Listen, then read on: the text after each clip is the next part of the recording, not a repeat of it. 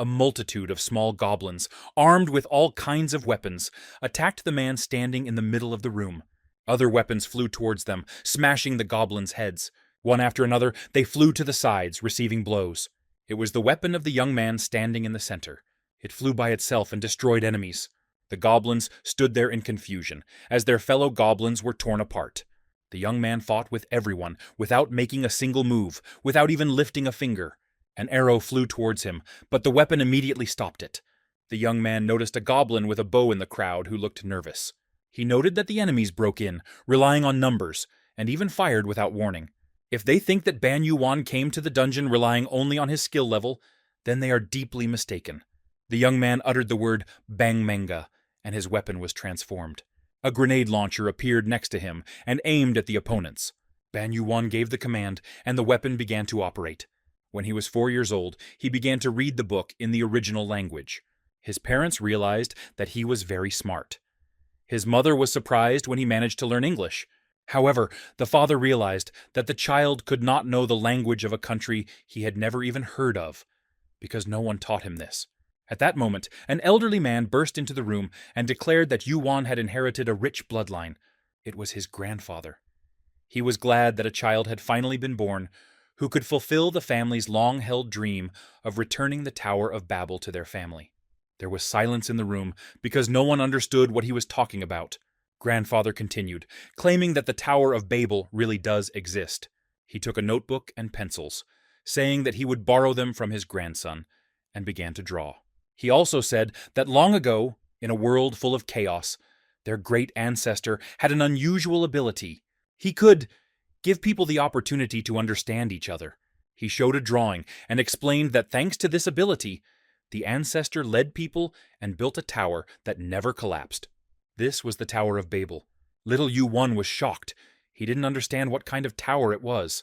Then he rejoiced, deciding that if their ancestor owned this building, then it would bring wealth. But the grandfather explained that their ancestor was a master of linguistics, capable of translating and creating any language. They, his descendants, should not forget this. The boy was upset to learn that even his grandfather did not know where the tower was. However, he assured them that as soon as they found her, something incredible would happen. The family would regain power and glory. Since he was a child, Yuan's grandfather had told him about their ancestor, hoping that his talent for languages would help him realize the family dream. Grandfather constantly told him about the adventures of their ancestor, in the hope that his extraordinary talent for knowledge would help to realize the family dream. But Yuan's abilities exceeded all expectations. As he got older, he sat at his laptop and checked his exam scores. A young man, an applicant to the Faculty of Political Science at the Diplomatic University, and he couldn't understand why the enrollment results were taking so long to appear. Suddenly, colored lights started flashing on the screen and interference appeared. He tried to turn everything off, but suddenly a huge icon with inscriptions appeared in front of him. The screen turned blue, and the text was distorted. He had never seen an alphabet like that before.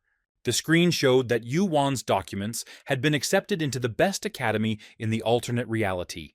He did not understand how one could read these strange symbols, but he understood that he would be called to the place where the practical assessment was carried out. If successful, he will become a student at the academy. He had only 10 seconds left to get ready. He decided that it was someone's prank. But then the next message appeared, about his admission to the political science department. He thought he might just be over-nervous. Meanwhile, the countdown continued, becoming faster and faster. Practice began, calling Bang Yuan to the practical evaluation site. At that moment, a girl entered the room, intending to ask if he had passed the exam. But the young man was already gone. A flash, flickering symbols, and the man fell from above into some kind of cave. The table showed that a special practical assessment had begun for candidates from the lower dimensions. Yuan didn't understand what was happening. This wasn't a game. He was actually called somewhere. He was told that he had to defeat the blind goblin and destroy the dungeon core. He had not submitted any applications, so he did not understand what practical assessment was being discussed.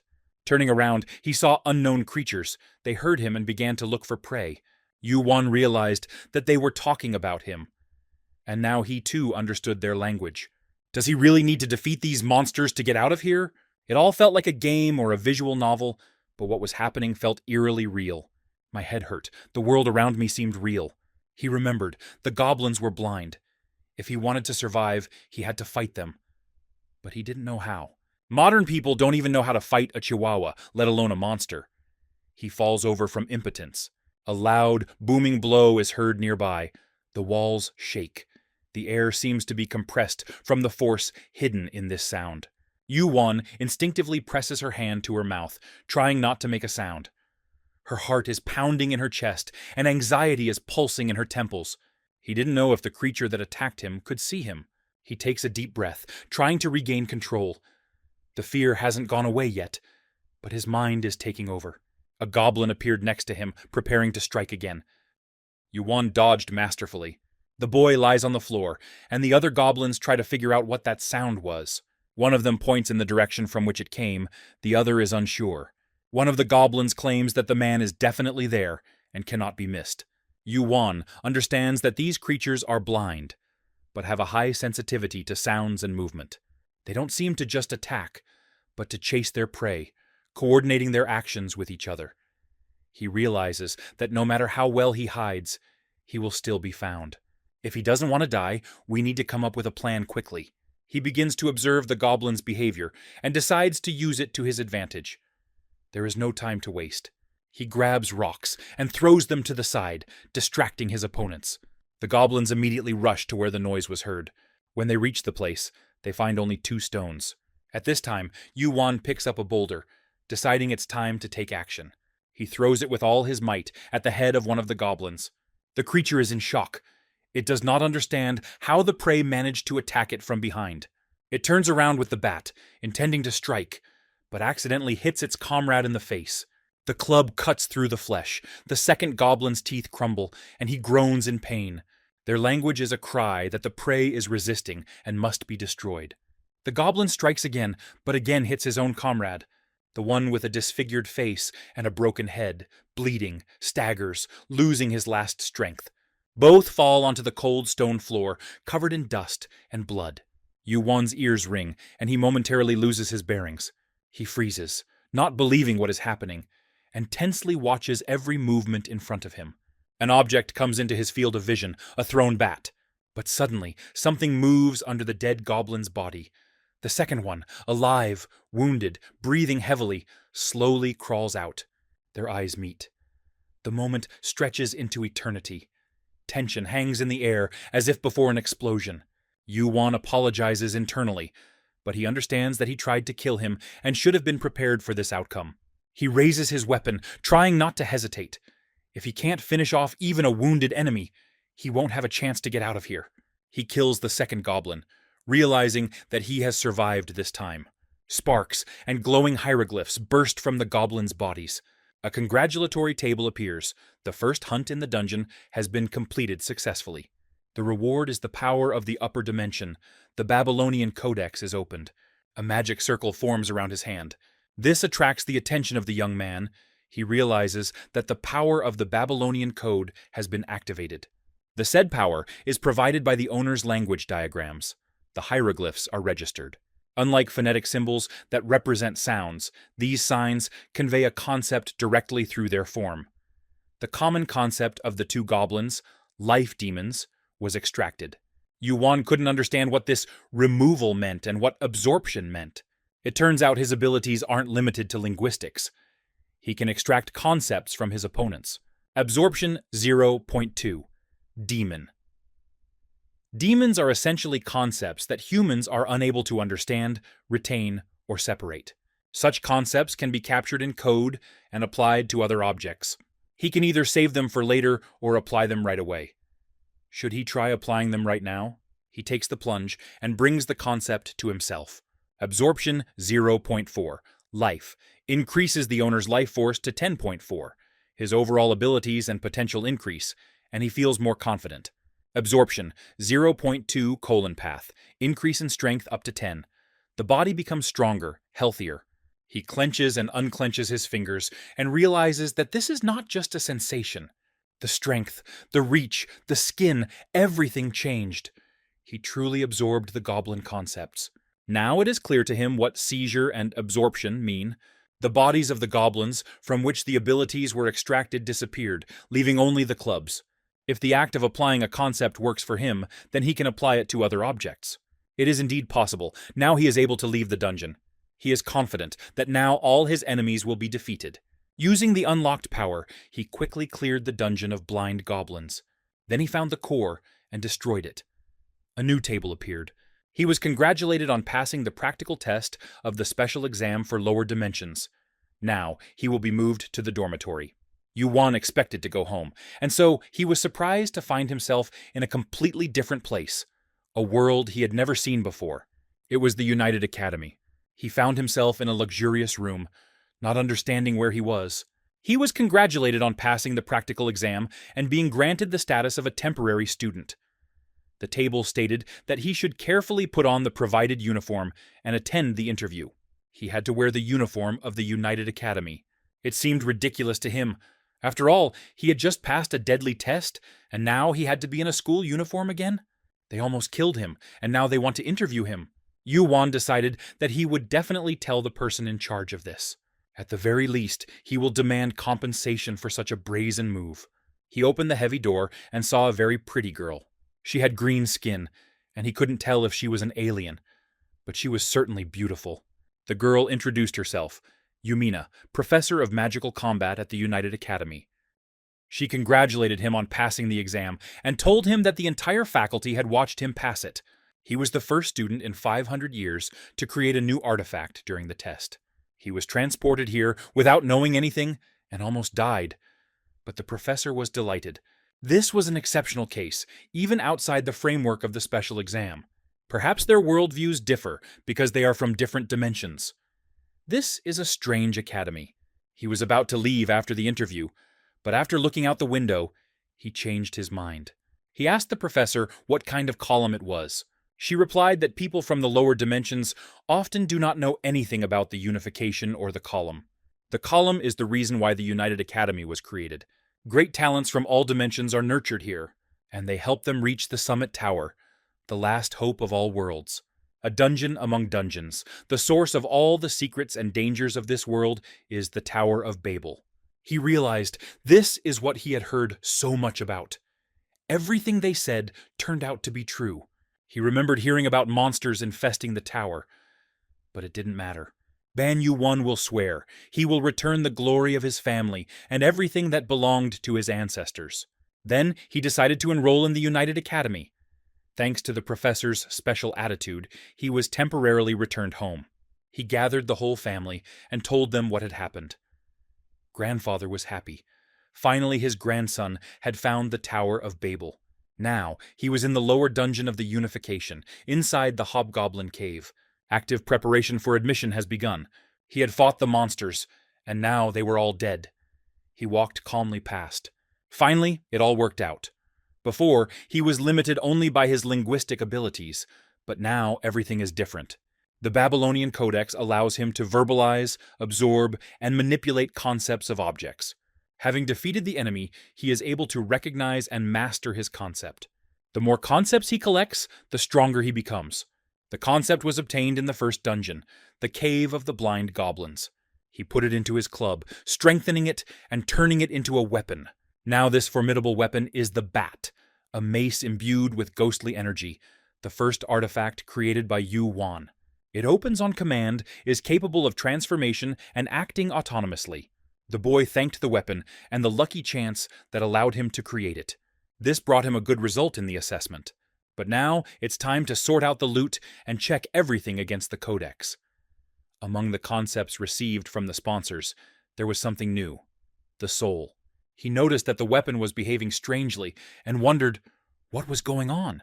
He asked the artifact if it wanted a new concept, and the weapon nodded yes. Of course it was going to do that. First, give him a little concept of the life of a ghost and spirit.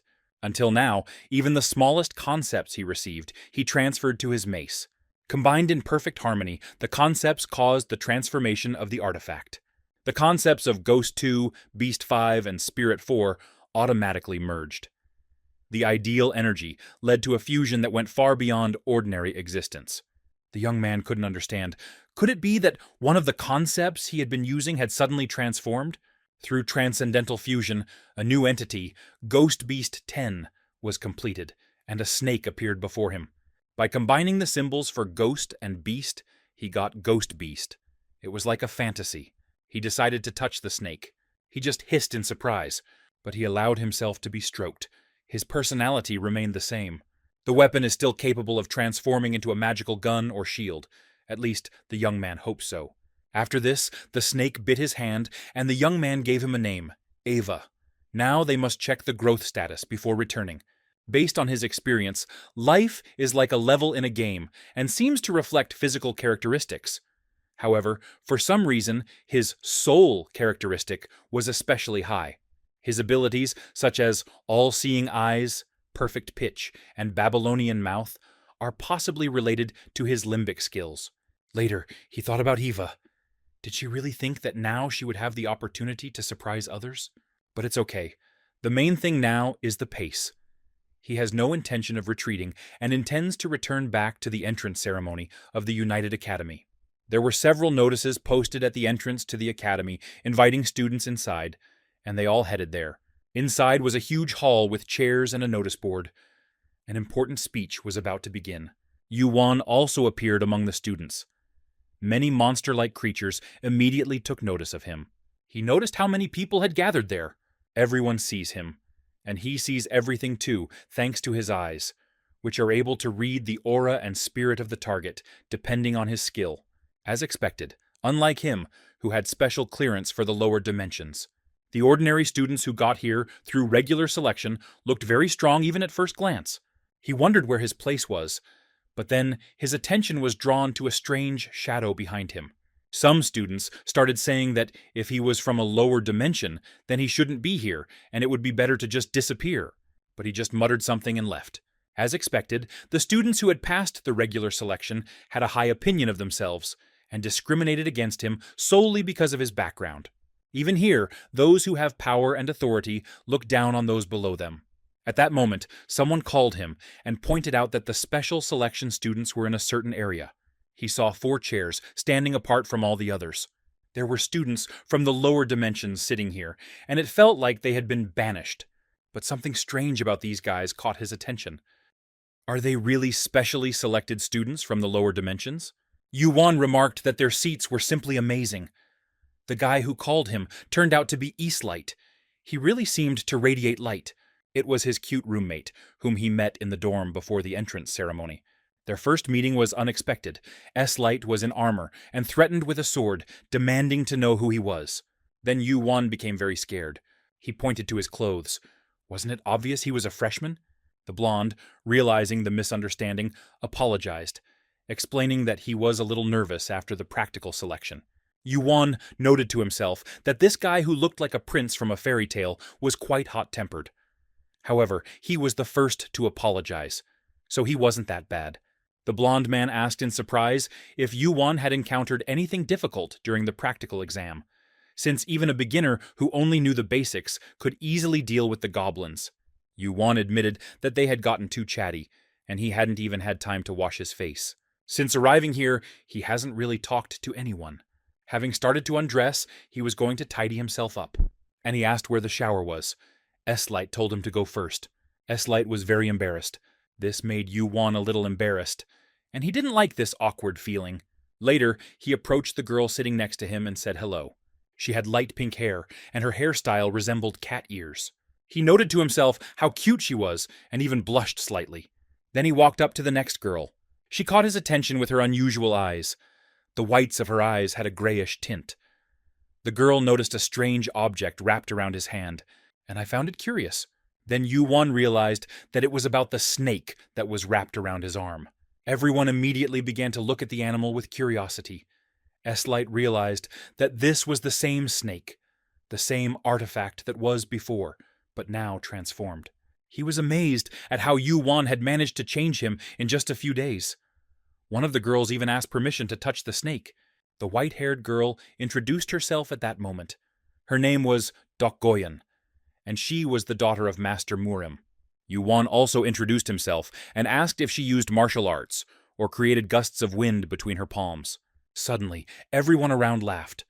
The girl, blushing, covered her mouth, hinting that perhaps he was thinking correctly and was not mistaken. Yu-won replied that if one were to accept the existence of fantasy, then there was no reason to doubt the existence of martial arts. Another girl introduced herself. Her name was Rushel. At that moment, they noticed Professor Yumina, and S-Light asked if she had already had an interview. Yu-won confirmed that yes, and asked the same question himself. But their conversation was interrupted by a sudden blinding light. The ceiling of the auditorium began to open. Nobody understood what was happening. A loud and rough voice echoed through the hall, announcing that everyone was assembled. The students were frightened. Some grabbed their heads, others covered their ears. Rushel began to tremble. S-Light tried to calm himself, squeezing his shoulders. Yu-won didn't understand what this incredible pressure was. And suddenly in the sky, they saw something huge, hanging over them. A giant eye announced the beginning of the 257th opening ceremony of the United Academy. The professor asked if they were impressed, since it was the rector's own speech. All the students from the lower dimensions were in Professor Yumina's office. Yu-won expressed admiration for what was happening. He wondered if the rector himself was really in charge of all this. The girl next to him was shocked. Did she really see that eye? The others couldn't believe that Yu-won dared to look up, because most of the students were too scared. The creature completely hid itself in some special way. Yu-won couldn't understand how it was possible. His gaze was drawn to Dokgoyon, and he noted that it felt as if a huge eye was looking straight at them. The professor explained that it was indeed the rector. They would probably never see him again unless they achieved something remarkable or caused a serious incident. It seems that a personal meeting with the rector is not a gift, but rather a curse. The professor laughed, noting that the students' successes were her successes too, and asked them to try harder. S-Light asked if she would be their leader, and Yumina confirmed this. One of only 9 professors in the entire academy became their mentor. It was truly amazing. She then formally introduced herself as Professor Yumina, a teacher of magical combat, appointed as their 11th grade class supervisor. The blonde was surprised, because usually students of their level are supervised by teachers of lower rank. The woman responded that such unusual students had been admitted this year that the responsibility had been placed on her. These students were truly extraordinary, so much so that one wonders what criteria were used to select them in the first place. While everyone was assembled, she gave them some advice. Be careful of envy and hostility from ordinary students. This caught Yu-won's attention. He realized that this was not just a competition, but possible physical clashes and conflicts between students. There were unspoken rules in the academy, in which even professors did not interfere. From now on, they, 4 specially selected students, must stick together. If they want to develop alongside others, they need to be strong enough to ignore other people's envy and hostility.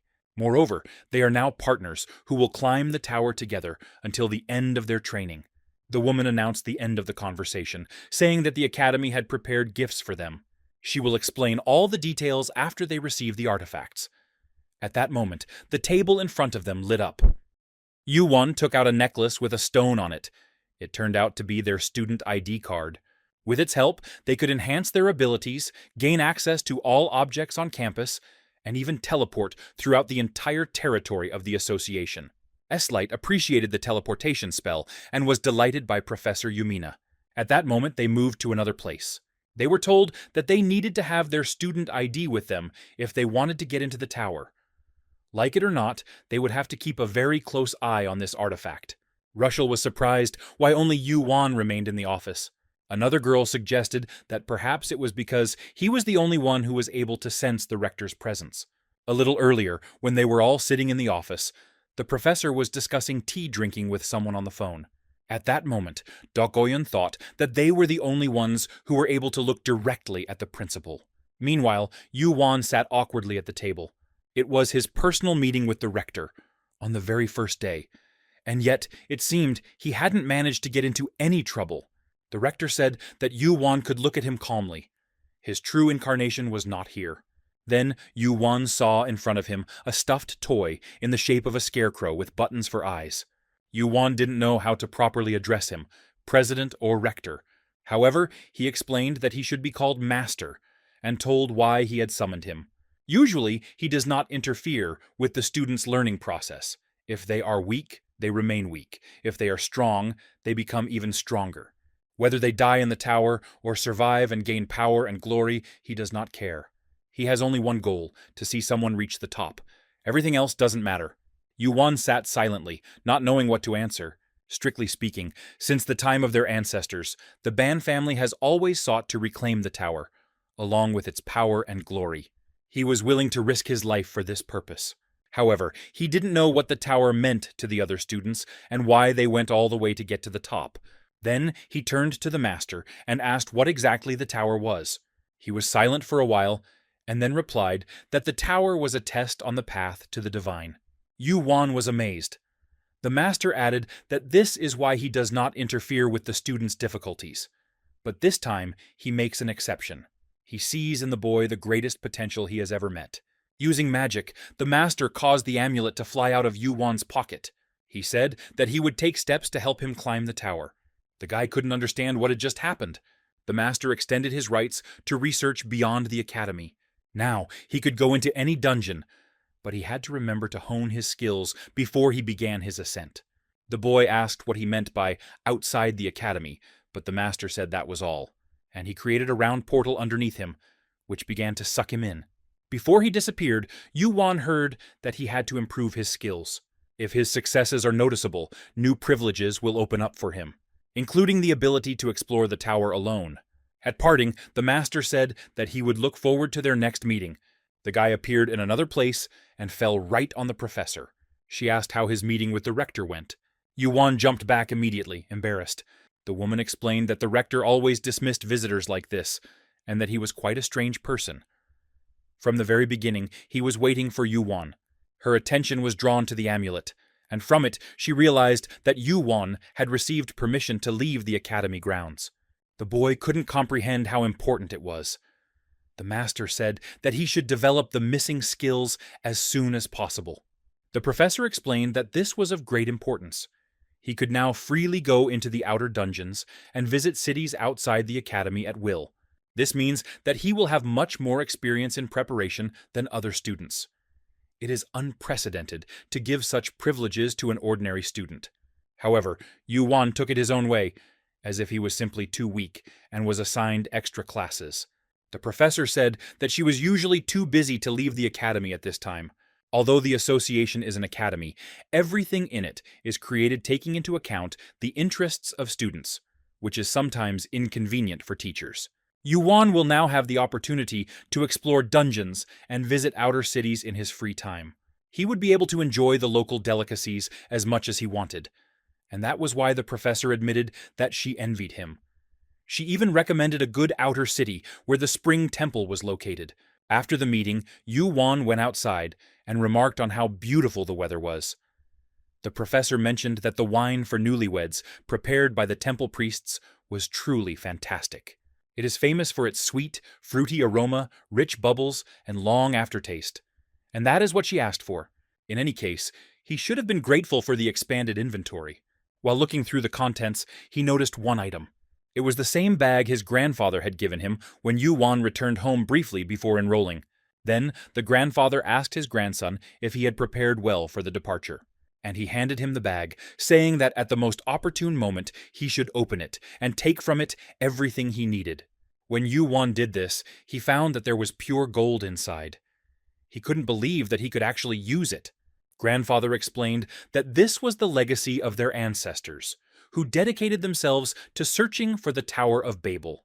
Now it all belonged to Yuan, and he had to dispose of it freely. The guy thought that this bag would be convenient to carry as equipment, and it fit perfectly into his gear. Grandfather also said that gold is valued all over the world, and he would only need to take a few bars with him. After this, he decided that the preparations were complete, and it was time to enter the new world. Even though it was another dimension, the cityscape seemed surprisingly familiar. However, when he saw flying cars and motorcycles in the sky, he realized that this place was actually very different. He couldn't take his eyes off the sky, trying to figure out how it all worked, when suddenly he was called from behind. He was approached by security guards who noticed that they had not seen him there before and asked who he was. Upon learning that he was a student of the United Academy, they greeted him. They were guards responsible for protecting the western border of the academic city. They asked how he got there and who gave him permission. Yuan explained that he had been given the right to freely explore the outside world. The guards said they understood. Thanks to the efforts of the rector and the staff of the academy, the city remains peaceful, and they are eternally grateful for it. As a freshman, he probably doesn't know much about the city and its structure, so they offered to help him if he needed it. It's part of their job, and they'll be happy to be of service.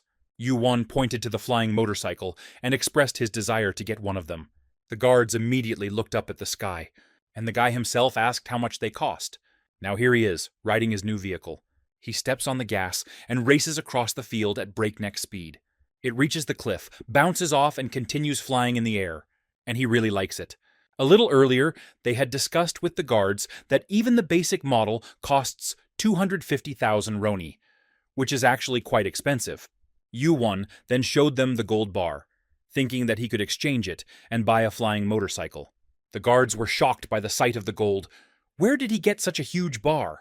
It turns out that one gold bar is worth 7.5 million roni, and he thinks he should thank his grandfather for giving it to him without hesitation. At that moment, his pet snake crawled out and hissed something.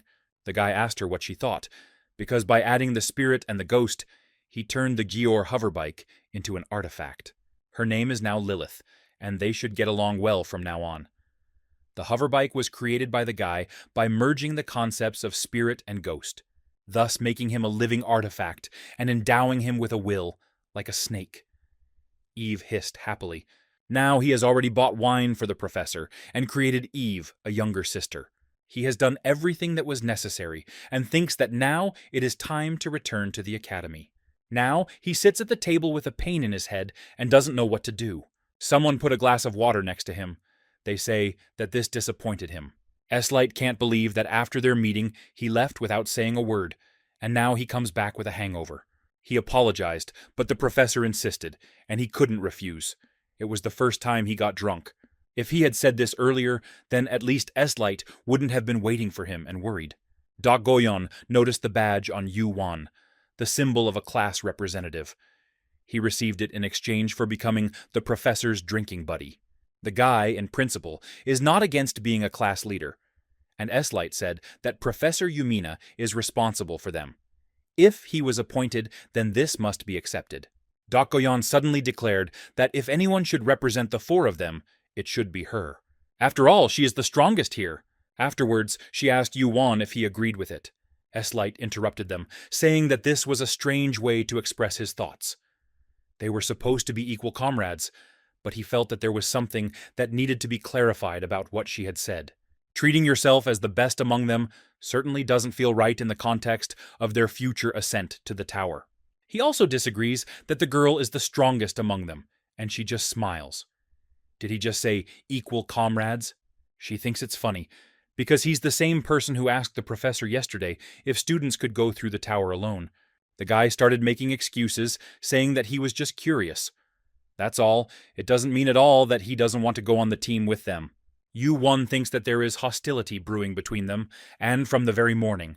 He was going to say that they should at least discuss the plan beforehand. It looked like their group was already off to a rough start. In particular, he would not have wanted to be the class leader. But now, he begins to understand why the professor chose him out of the four. S-Light is amazingly ignorant. His pride is ridiculously strong. Doc Goyon is incredibly self-centered and will definitely find enemies. And Rushel is surprisingly passive. She doesn't have the character to lead or educate others. Yu-1 was shocked. Could these really be the special selection students? Then he raised his hand and asked everyone to wait a second and calm down, to let him speak. The headman does not necessarily have to be the strongest. In fact, he does not have to be the strongest at all. If the strongest one becomes the headman, he will make all decisions independently at his own discretion. And a class monitor who is thinking about class unification should not do so. In any case, a class monitor should be average, someone who can offer a fair and reasonable solution for everyone. It makes sense. He thinks he is the most docile of them. Doc Goyon, since it is the professor who has the right to appoint the headman, as long as he agrees with his arguments. To be honest, the only person she really wants to lead is Yu-1. But even if something is bothering her, if she wants to get what she wants, She will have to put up with what she doesn't need. After that, she leaves, and Yu-won tries to calm his comrade down. He thinks this morning is something special. It feels like he's on a battlefield rather than at a university. It will take time to resolve the pride issue, and he should not rush into it. At this time, Russell turned to him. She remembered the cute snake and asked if he still had it, because she wanted to touch it a little more. This place is full of hidden mines.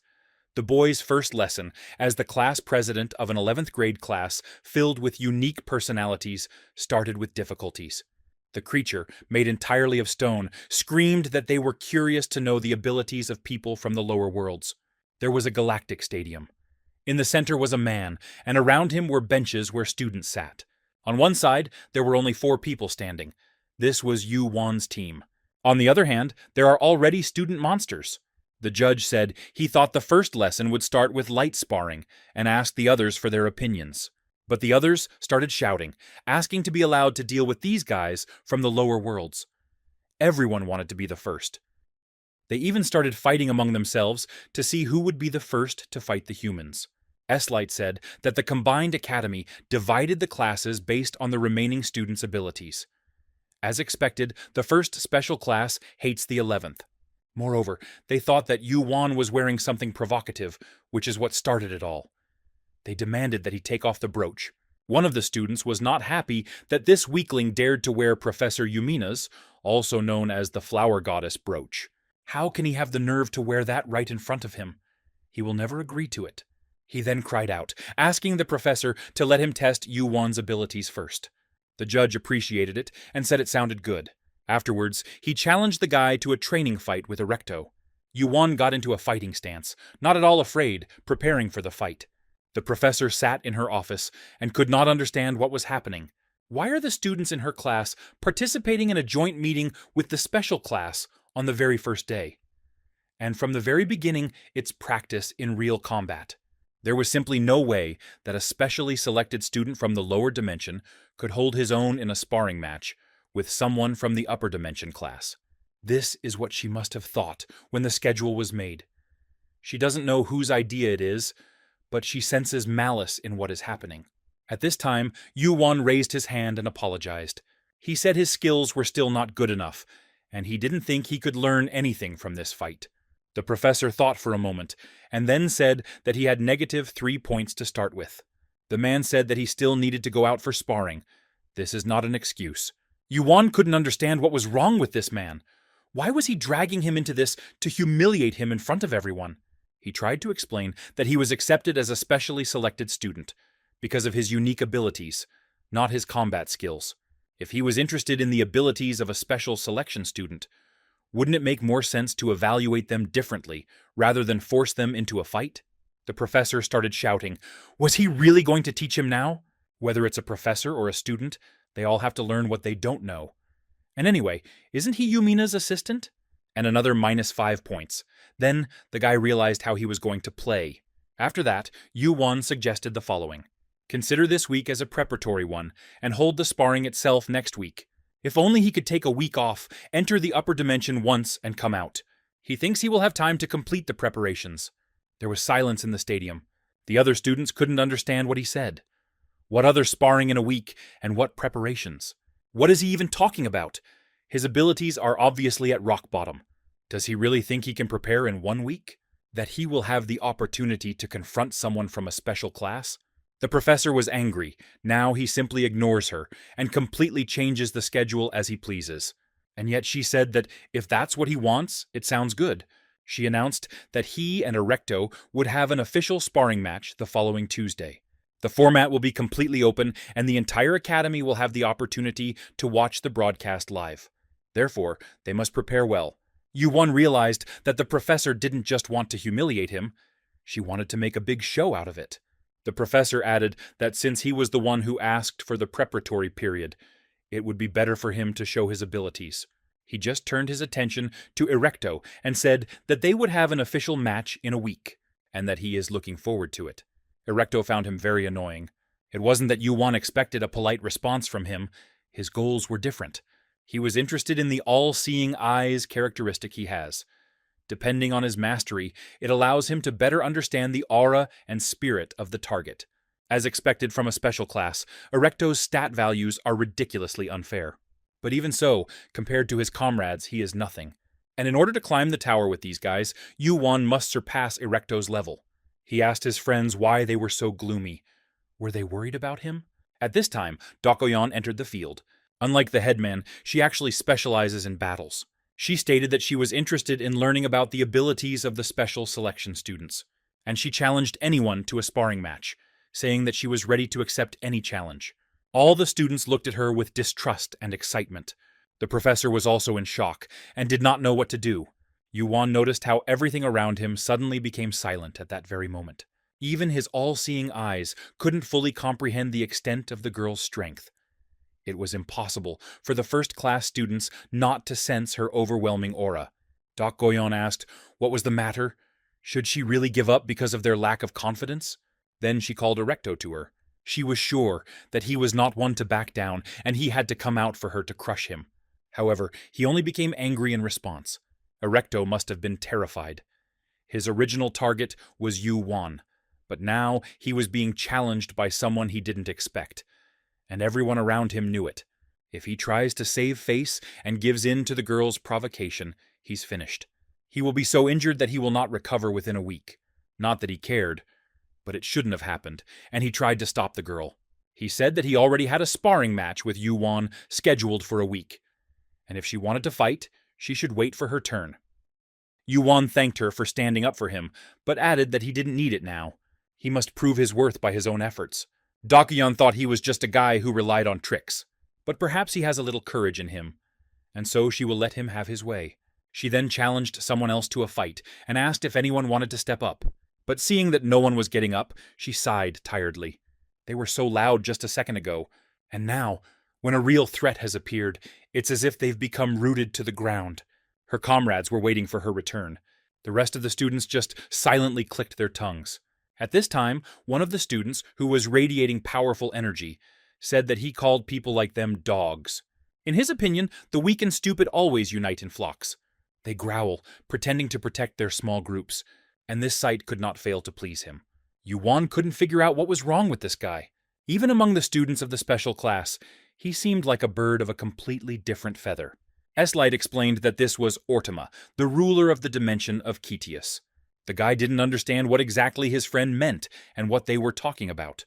He explained that, excluding the unification, there are 10 upper dimensions, and Ortima is from the family that rules one of them, Ketius. It turns out that this guy belongs to one of the 10 most influential families in all dimensions. And so he entered the arena and was already standing in front of Dokoyan. Afterwards, he turned to the teacher, and from that moment, the fight began. The professor took out a recording device. It was supposed to shoot video. Once the fight is over, he plans to share the recording with others via the intranet, although he's not quite sure what that actually means yet. S-Light asked if he even knew what an intranet was. Ortima replied that it was a network created by a company or an educational institution to exchange information. He came from the lower dimension and didn't even know about the unification, so how would he know about the intranet?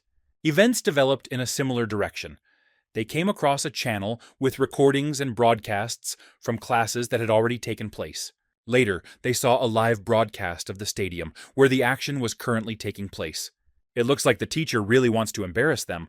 However, Yu-Wan doubted that events would develop exactly as the teacher expected. Doc Goyon studied the dark, dangerous aura, and Ortima emitted fiery steam and malice. They decided to start the fight. Doc Goyon said she would let him make the first move. The boy activated his power, adding that he wanted to see how far her arrogance could take her. Then he ordered her to kneel. But the girl just stood there with her hand outstretched. Her comrades were extremely surprised by this power. Yu-Wan grabbed his hand, not understanding what was happening. This was completely different from the powers he controlled. The air around became heavy, like water flowing from top to bottom. It became difficult to breathe. All the students felt it. The sensation forced him to his knees, as naturally as if it were the only thing he could do. Everything that was happening resembled a distortion of the laws of nature. S-Light was amazed that his comrade had just figured out how this ability worked. At this time, Rushel, who had become very serious, grabbed the guy by the hand. She immediately noticed Dokgoyon's strength. She controlled her dark forces like a whirlwind. The rest were completely confused, not understanding what was happening. It was incredible how she just increased her energy and completely suppressed the enemy's power. Ortama assessed that it seemed that she was really capable of something. Dokgoyon asked if he was capable of anything at all, since his strength seemed as ridiculous as his horns. If this is all he can do, she is disappointed. Ortama replied that the fight was not over yet. However, at that very moment, the girl disappeared from the spot, and a few seconds later appeared in front of him, kicking him. Did he really think she would let it happen again? Apparently, the attack became stronger the closer he got.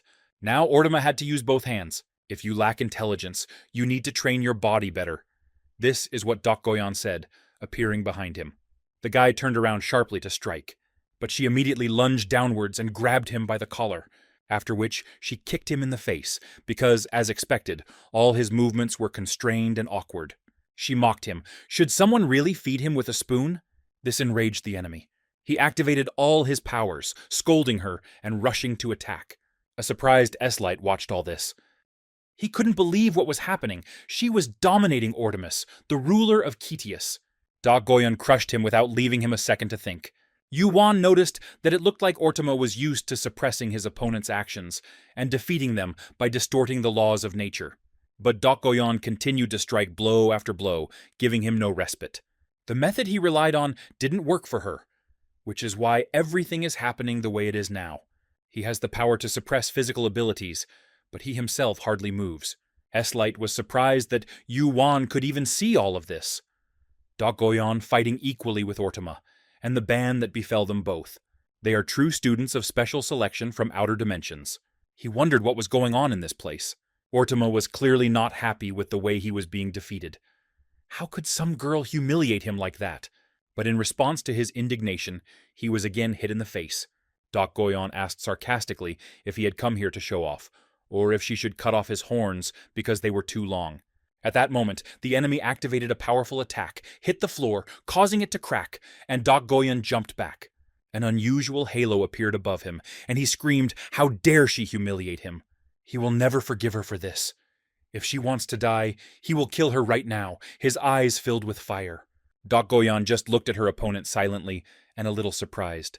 After that, Dokgoyon said that such words should not be spoken by a child like him. A vortex of dark power swirled around her hand, and she flew towards her opponent to crush him. Ortama also activated his power and moved forward, intending to kill. At that moment, Professor Yumina appeared and clapped her hands, saying that was enough. Both fighters stopped in complete shock. They couldn't move. They found themselves in an unusual place, a field strewn with many flowers. The professor said that the academy does not encourage students to fight to the death. She would have preferred that they leave it for the tower. The entire battlefield was covered with flowers, and petals were swirling in the air. The girl snapped her fingers, and the whole illusion began to gradually disappear. Yuan didn't understand what was happening. Was it really an illusion? But everything seemed too real to be an illusion. He smelled a strong scent of flowers. Ortama clicked his tongue in displeasure and left the stadium. Dokgoyon noticed that Professor Yumina looked pleased. She just smiled sweetly in response. Dokgoyon then returned to her comrades and asked what it looked like from the outside. The guy replied that it was simply amazing. Even watching from the sidelines really helped. At that moment, Rushel crashed into his back. They turned around and saw her shaking. Yuan realized that she was still scared of Dokgoyon's power. He thought it was cute. She was standing there hiding behind him. But it was okay now. She didn't have to be afraid. At this time, Yuan heard Yumina screaming for punishment. She scolded the judge for pitting students against each other in sparring from the very first lesson, thinking he could get away with it, and simply watching as the situation spiraled out of control. Didn't he realize that it was a big mistake? He just awkwardly apologized. The girl told him not to even think that a simple apology would be enough. He should be prepared. She then walked up to Yuan and touched the brooch on his chest. She said that for a student leader, honor and dignity are important, so how come he wears his badge upside down? Other students watched all this.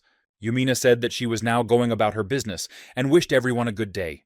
Yuan sighed and realized that their professor had come to stop the fight, but in the end it only made the situation more tense.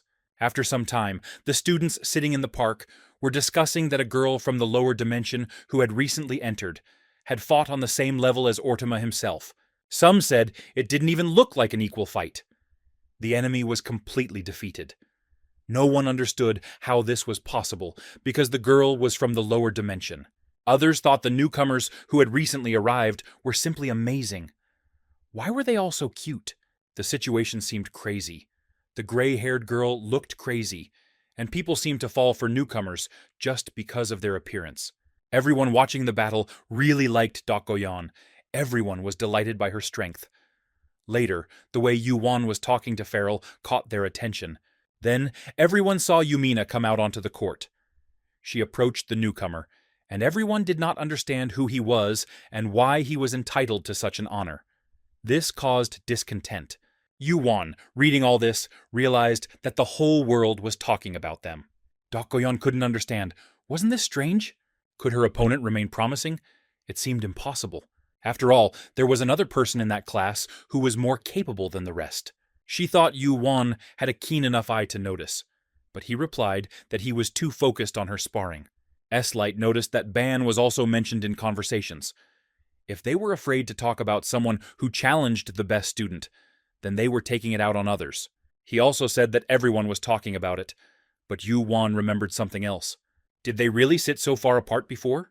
Rushel sat alone to the side, trembling with fear. An awkward silence fell in the room. Rushel was afraid of Dokgoyon, and therefore could not approach her. Yuan could not imagine them sharing the same room. He thought that maybe she was just nervous about what happened. Then he took something out of his inventory to cheer her up. After all, people always need a little something tasty. It was a concentrate of 1,000 fruits, a special elixir jam created by Yuan's abilities. In addition to its amazing taste, it also increased stats. When his comrades did not understand what it was, he said that they would be very surprised and asked them for some bread. At that moment, Rushel was eating her loaf of bread. She was immediately surprised to smell a sweet aroma. Turning around, she saw the guy treating everyone to bread and jam. Dokgoyon and S-Light immediately took a bite and were delighted with the taste. They were surprised how jam could be so tasty. Dokgoyon said she had tried all the delicacies from the Central Plain, but this was on a completely different level. At this moment, Ban turned to Rushel, and he called her to him, noticing how she looked at him with appetite. She came up to me and asked me to make her a sandwich like that too. Then I ate the new delicacy with pleasure. The essence of the fruit gave the most delicious taste she had ever tasted. The rest of the comrades asked to make another sandwich like this for them. To Dokgoyon, it felt like she was eating something too precious. But the guy replied that the jam wasn't too expensive, and since they were now a team, it was great to share something good. He added that this was his gratitude for the kindness that Dokgoyon had shown him earlier. But the girl banged loudly on the table. She stood up, grabbed him by the tie, and said that in exchange for the elixir he gave her, she would personally teach him martial arts. They teleported together to another room. There was enough space to move freely. This training room probably reflected the psychological state. Ban came here without even finishing his meal. What was the girl going to teach him? She merely grabbed the wooden sword and warned him not to make any sudden movements. Then she got into a fighting stance, deciding that she needed to start with this first, and she went forward to attack. Yuan didn't move, but the hairstyle on his head changed. Dokgoyon explained that it was a stabbing blow, a movement completely without hesitation or doubt. It was hard to believe that this attack was carried out by a living creature. However, at that moment, the guy noticed something. With his magical eye and wheel, he sensed a new concept. Piercing. He wondered, why piercing? Isn't it closer to fencing? The girl pulled him out of his thoughts, reminding him to concentrate.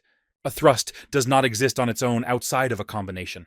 Sword, fist, spear, an action that ends with a thrust can be part of anything. But now something else was important. She was showing him the most basic, fundamental essence of this blow. She demonstrated how often a thrust is delivered, where it comes from, what it imitates, and what intention is hidden behind it. There are countless options, but it is precisely this simple thrust that forms the basis, and he must not forget about it. The actions of Dokgoyon, who had mastered one concept to perfection, were felt much deeper than several concepts mixed together. Perhaps for her this was the very essence of the thrust. The girl then gave him the sword, suggesting that he try an attack. Yuan admitted that it would be a pathetic parody, but it was worth a try. If he could copy her movement perfectly the first time, it would mean that all her years of training had been wasted. And then he repeated this blow exactly down to the last detail. The girl was shocked. Was it really possible to immediately grasp the essence of a blow after seeing it just once? But Ban felt he had poor focus and could not fully replicate the movement. Until now, he has been too focused on combining concepts, thinking that it is enough to simply strengthen them by combining or adding new ones. But he realized that he was capable of more. He felt hot and took off his jacket. His power may increase even more by improving what he already has. He thought, there are many symbols for stabbing. Why did he get caught in the piercing? Because for Dakoyan, a thrust means hitting the target without fail. Then he dealt the fatal blow. The girl who watched this was very surprised. She stopped him, saying that there was no point in exhausting himself from the start. And Ban fell down exhausted. If he remembered what she showed him, he would have to use it when he had more space and an enemy to kill. At that moment, several signs appeared in front of him. He was able to raise his stats just by swinging his sword a few times. If only he had that kind of talent. Suddenly, another sign caught his attention.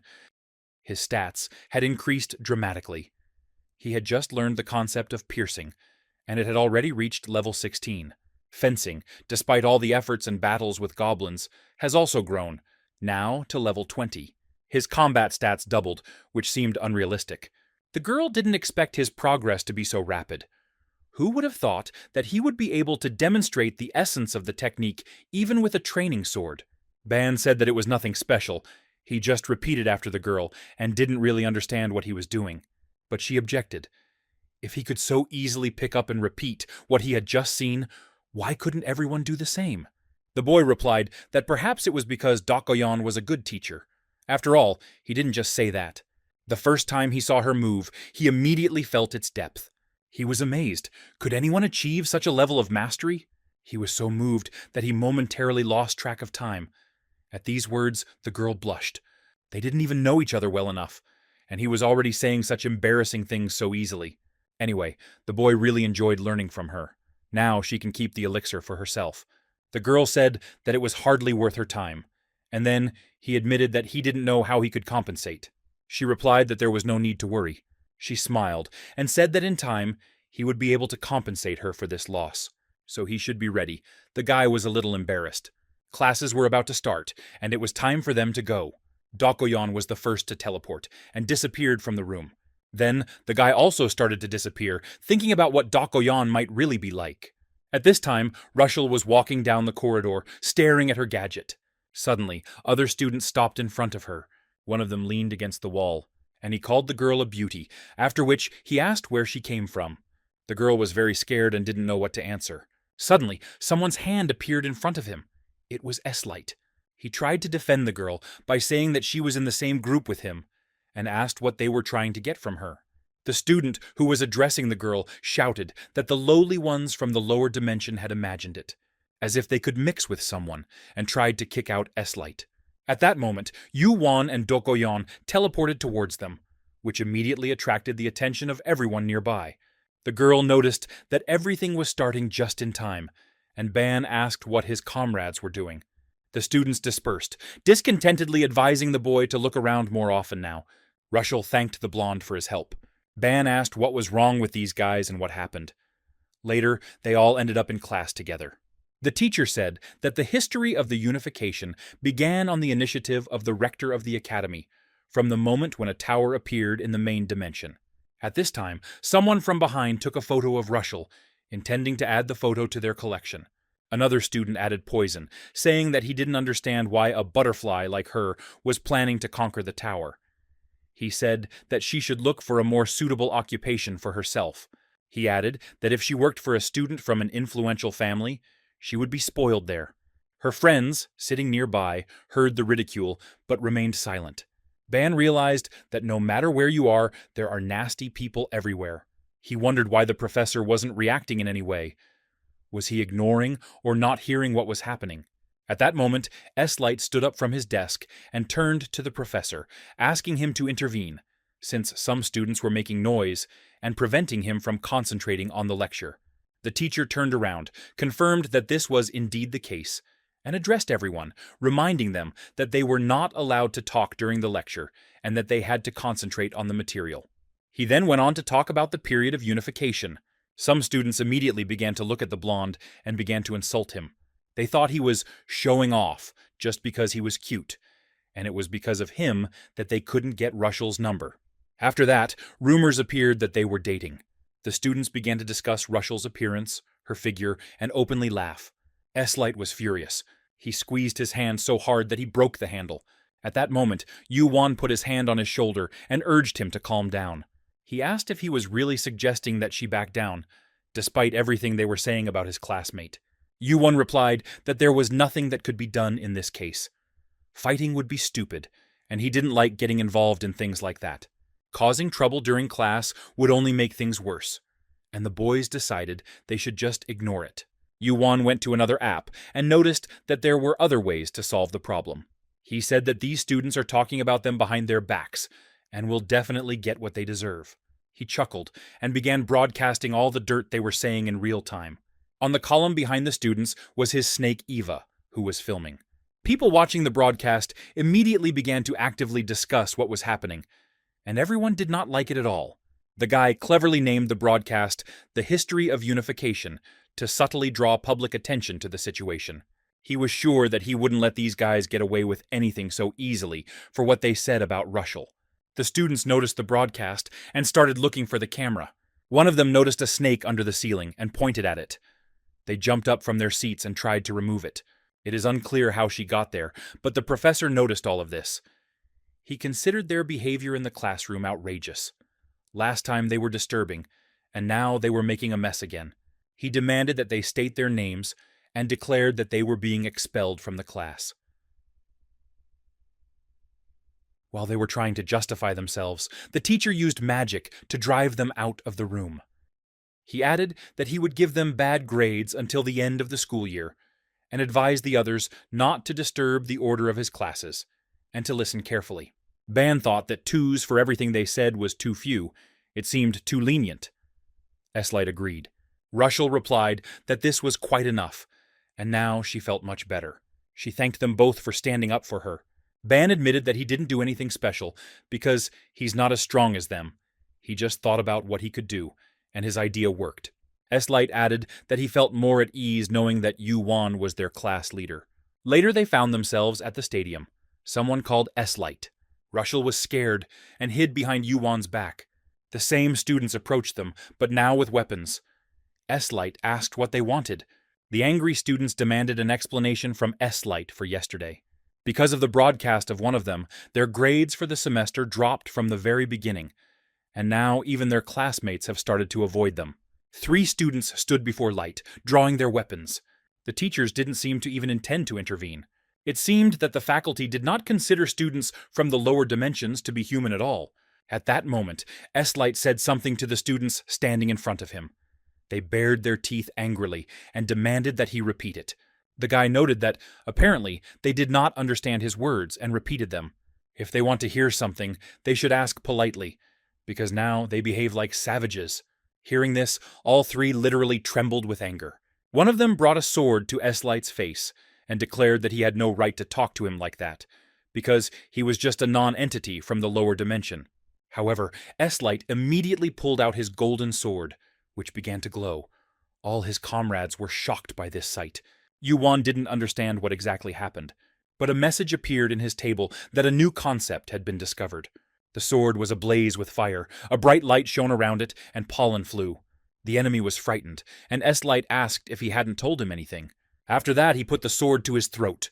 He fell to his knees, and S-Light said that he was ready to speak only if he was treated politely. Yu-Wan realized that S-Light's behavior had become somehow different, as if the person had completely changed. He wondered if it was related to the sword, because a dazzling concept seemed to be bursting out from it. S-Light, pleased that the students had quieted down. He stated that now, having received the proper greeting, he was leaving.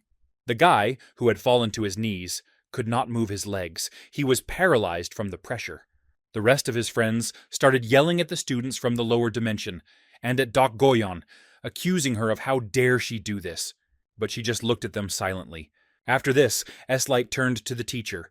and he asked what grade a group would get if they suddenly attacked their classmates with real swords during class. The teacher replied that the academy encourages unscheduled sparring. However, S-Light interrupted him, reminding him that he had not agreed to sparring. The teacher agreed, but added that S-Light had nevertheless exposed his personal artifact. The guy countered that he was merely reacting to an unprovoked attack. The teacher again noted that he had released his energy first, but S-Light explained that it was the only way to avoid damage. The professor merely apologized, saying that he had not noticed what was happening, which only angered S-Light even more. He activated even more power from his sword, not understanding how the teacher could ignore all of this. Could it be that all the words he is now saying were said seriously? At that moment, Doc Goyon appeared next to him and gave him a flick on the forehead to calm him down. Slythe immediately grabbed his forehead and started yelling at the girl, and she said that he was too noisy. She reproached him for imagining himself to be all-powerful, waving his sword and behaving so arrogantly. After that, the sword in his hands disappeared. Yuan noticed the energy disappear, and the teacher, leaving, called the outer students insignificant creatures, accusing them of arrogance. Rushel and Ban watched him go in silence. The guy then asked Rachel if she thought all this was dangerous. Doc Goyon scolded S-Light for screaming just because he had a divine weapon in his hand. Soon everyone was sitting and eating, and Yuan admitted that he had thought of something. If they continue like this, they will be treated badly at the academy. S-Light was surprised to hear such words from him, but Yuan reminded him that it was not he who was going to fight the professor, and even officially applied for sparring. S-Light explained that he wanted to improve the situation in the same way that Yuan had done before, but ended up almost causing serious trouble. Yuan started laughing because his comrade first spared the provocateurs, and then immediately wanted to fight the teacher. S-Light tried to justify himself, and even cried a little, which made Yuan think that he was going crazy. He realized that if this was S-Light's normal state, he would not have acted so recklessly. It was as if someone had flicked a switch, and the man had suddenly changed. He then asked him to be honest, and whether he was able to control the power he had demonstrated earlier. Light replied that of course he could, otherwise he wouldn't have passed the entrance exam. And then he was simply angry because of the professor's behavior. Ban realized that everything happened because of the teacher, and he agreed with it, because lying is bad. He asked if S-Light could be trusted to truly control his power. Light promised he wouldn't cause any more trouble. Doc Goyon interjected, and admitted that she was glad to hear that, but she was still curious to see how the divine item would smear him. Rushel noticed that Doc Goyon wanted to scold S-Light even more. But then Doc Goyon turned to Yuan. She began to understand the advice the professor had given them a few days ago, on the importance of being careful with the envy and hostility of other students. If they continue like this, the situation will become even more tense, especially if they are really thinking about their future. Doc Goyon added that if Yuan had any thoughts on the matter, she wanted to hear them right now, because it was important for her to know what he was thinking. Recently, Yuan clearly realized the reason for his anxiety. He began to understand that the way of thinking of those around him was based on inner strength, a sense of superiority, and an incomprehensible contempt for the lower dimensions. Over the years, the university has developed a system in which this is considered the norm, that outsiders can act in a certain way because it is commonplace for those around them. Then he asked his friends a question. What do they think is necessary to establish mutual understanding or gain acceptance from a large enough group? Light assumed it was talk. Doc Goyon assumed it was power. Ban stopped them and said that they already had what they were talking about, they just didn't realize it. He meant the way they looked. Yuan suggested creating a channel dedicated to their daily lives. Ban agreed, saying that on Earth, where he comes from, it was a common and effective way to introduce oneself. They decided to create their own image that would introduce them to others, make them recognizable, which over time could develop into respect and even honor. S-Light doubted. If the main thing for them was admiration and respect, then why arrange a sparring match? Ban replied that this was not a show at all, but simply sparring according to the rules, which should be taken seriously. Light was surprised to be suddenly addressed with such seriousness and attempted to strike Doc Goyon, but she easily evaded it, saying that Ban didn't have to worry, and she grabbed the blonde by the collar, after which she threw it, explaining that in sparring, people become more serious, especially after taking a couple of hits. Their fight was watched by Rushel and Ban, who was filming everything. Light, beaten, rose from the floor, clutching his head. Dokyeon asked if that was all he could do, and admitted that she now understood why he was so obsessed with that strange artifact. She allowed him to use it if he wanted, but doubted it would help close the gap in their powers. Light was furious, and Yu-won was happy, because that was what they wanted. Rushel asked if he really thought that this would make their lives easier. She still didn't understand, but he replied that it wouldn't change everything at once, but it would have a certain effect. If those who hired them before had known in advance what they were capable of, they would have thought 1,000 times before approaching them. S-Light dealt a crushing blow, and the ground beneath him split open. In any case, Ban and Rushel shouldn't jump to conclusions, because in Ban's opinion, her beauty is too valuable for her to worry about. He noted that a pretty face with a smile looks even better. Wherever she is, with such a face, she can conquer anyone, and it would be a real waste if she frowned. So he advised her to put her worries aside and just enjoy the moment. Rushel found it strange that no matter what he said, she still had the feeling that this was exactly how it would happen. At this time, Dokyeon walked towards the blonde man with full determination, asking where he was going, since she was just warming up. S-Light responded by asking for mercy, since she was not human. After that, they went to eat. Rushel was upset. According to her, it was impossible to eat, because everything tasted like soap. It was noodle soup with lots of cilantro. Ban kept filming it, saying that nothing would happen to her and that she would get used to it in time. Following the suggestion, 11th grade students started uploading videos of their daily lives. The creation of a channel called Uprising blew up the entire intranet. Everyone began actively commenting on the battle, admiring the fact that the first years were already so strong. It seemed incredible. The guy looked like a sissy, but he fought very well. Later, they discussed a video where the kids were playing a board game, moving pieces around the board according to the rules. They also discussed how they sat in Professor Yumina's office, saying that they wanted to be in the same class. It seemed like that office was filled with models. Many looked at Rushel with admiration, noting how cute she was, as if straight from heaven. And then we came across an announcement of the broadcast and noticed the date.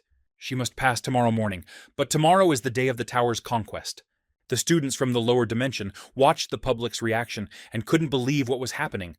The channel already has over 1,000 subscribers in just one day. It was a huge success. Yumina came up to them and said that it was really cool. The unification is a higher dimension, full of miracles, where miracles are perceived as ordinary. No one has thought of making content on this before, but their channel and the atmosphere they created fit the definition of ordinary miracle. To create such a connection is something she would never have thought of on her own. Today was the first day of going into the tower, and everyone should have known that. Yumina asked if they were well prepared. Ban noticed that everyone was dressed up, but he was the only one in a student uniform. As one battle follows another in the tower, everyone dressed in a way that would make them comfortable to fight and feel safe. Yuan remembered that the place he lived in before was peaceful, and there were no special clothes for fighting. But this is the life he has chosen, a place where he must fight and risk his life. And so he said that his outfit suited him completely. Yumina realized that everyone was ready and created a magic circle for teleportation under them. A flash of light illuminated the academy, and they disappeared. Together, they appeared near the tower, next to other students waiting for their assignment. Everyone immediately recognized the guys from the Vostani channel. Rushel began to look around in fear, especially at the entrance to the tower. Yumina explained that the tower was open from dawn, and entry was based on level. They were assigned to the second-year level. S-Light noticed some students.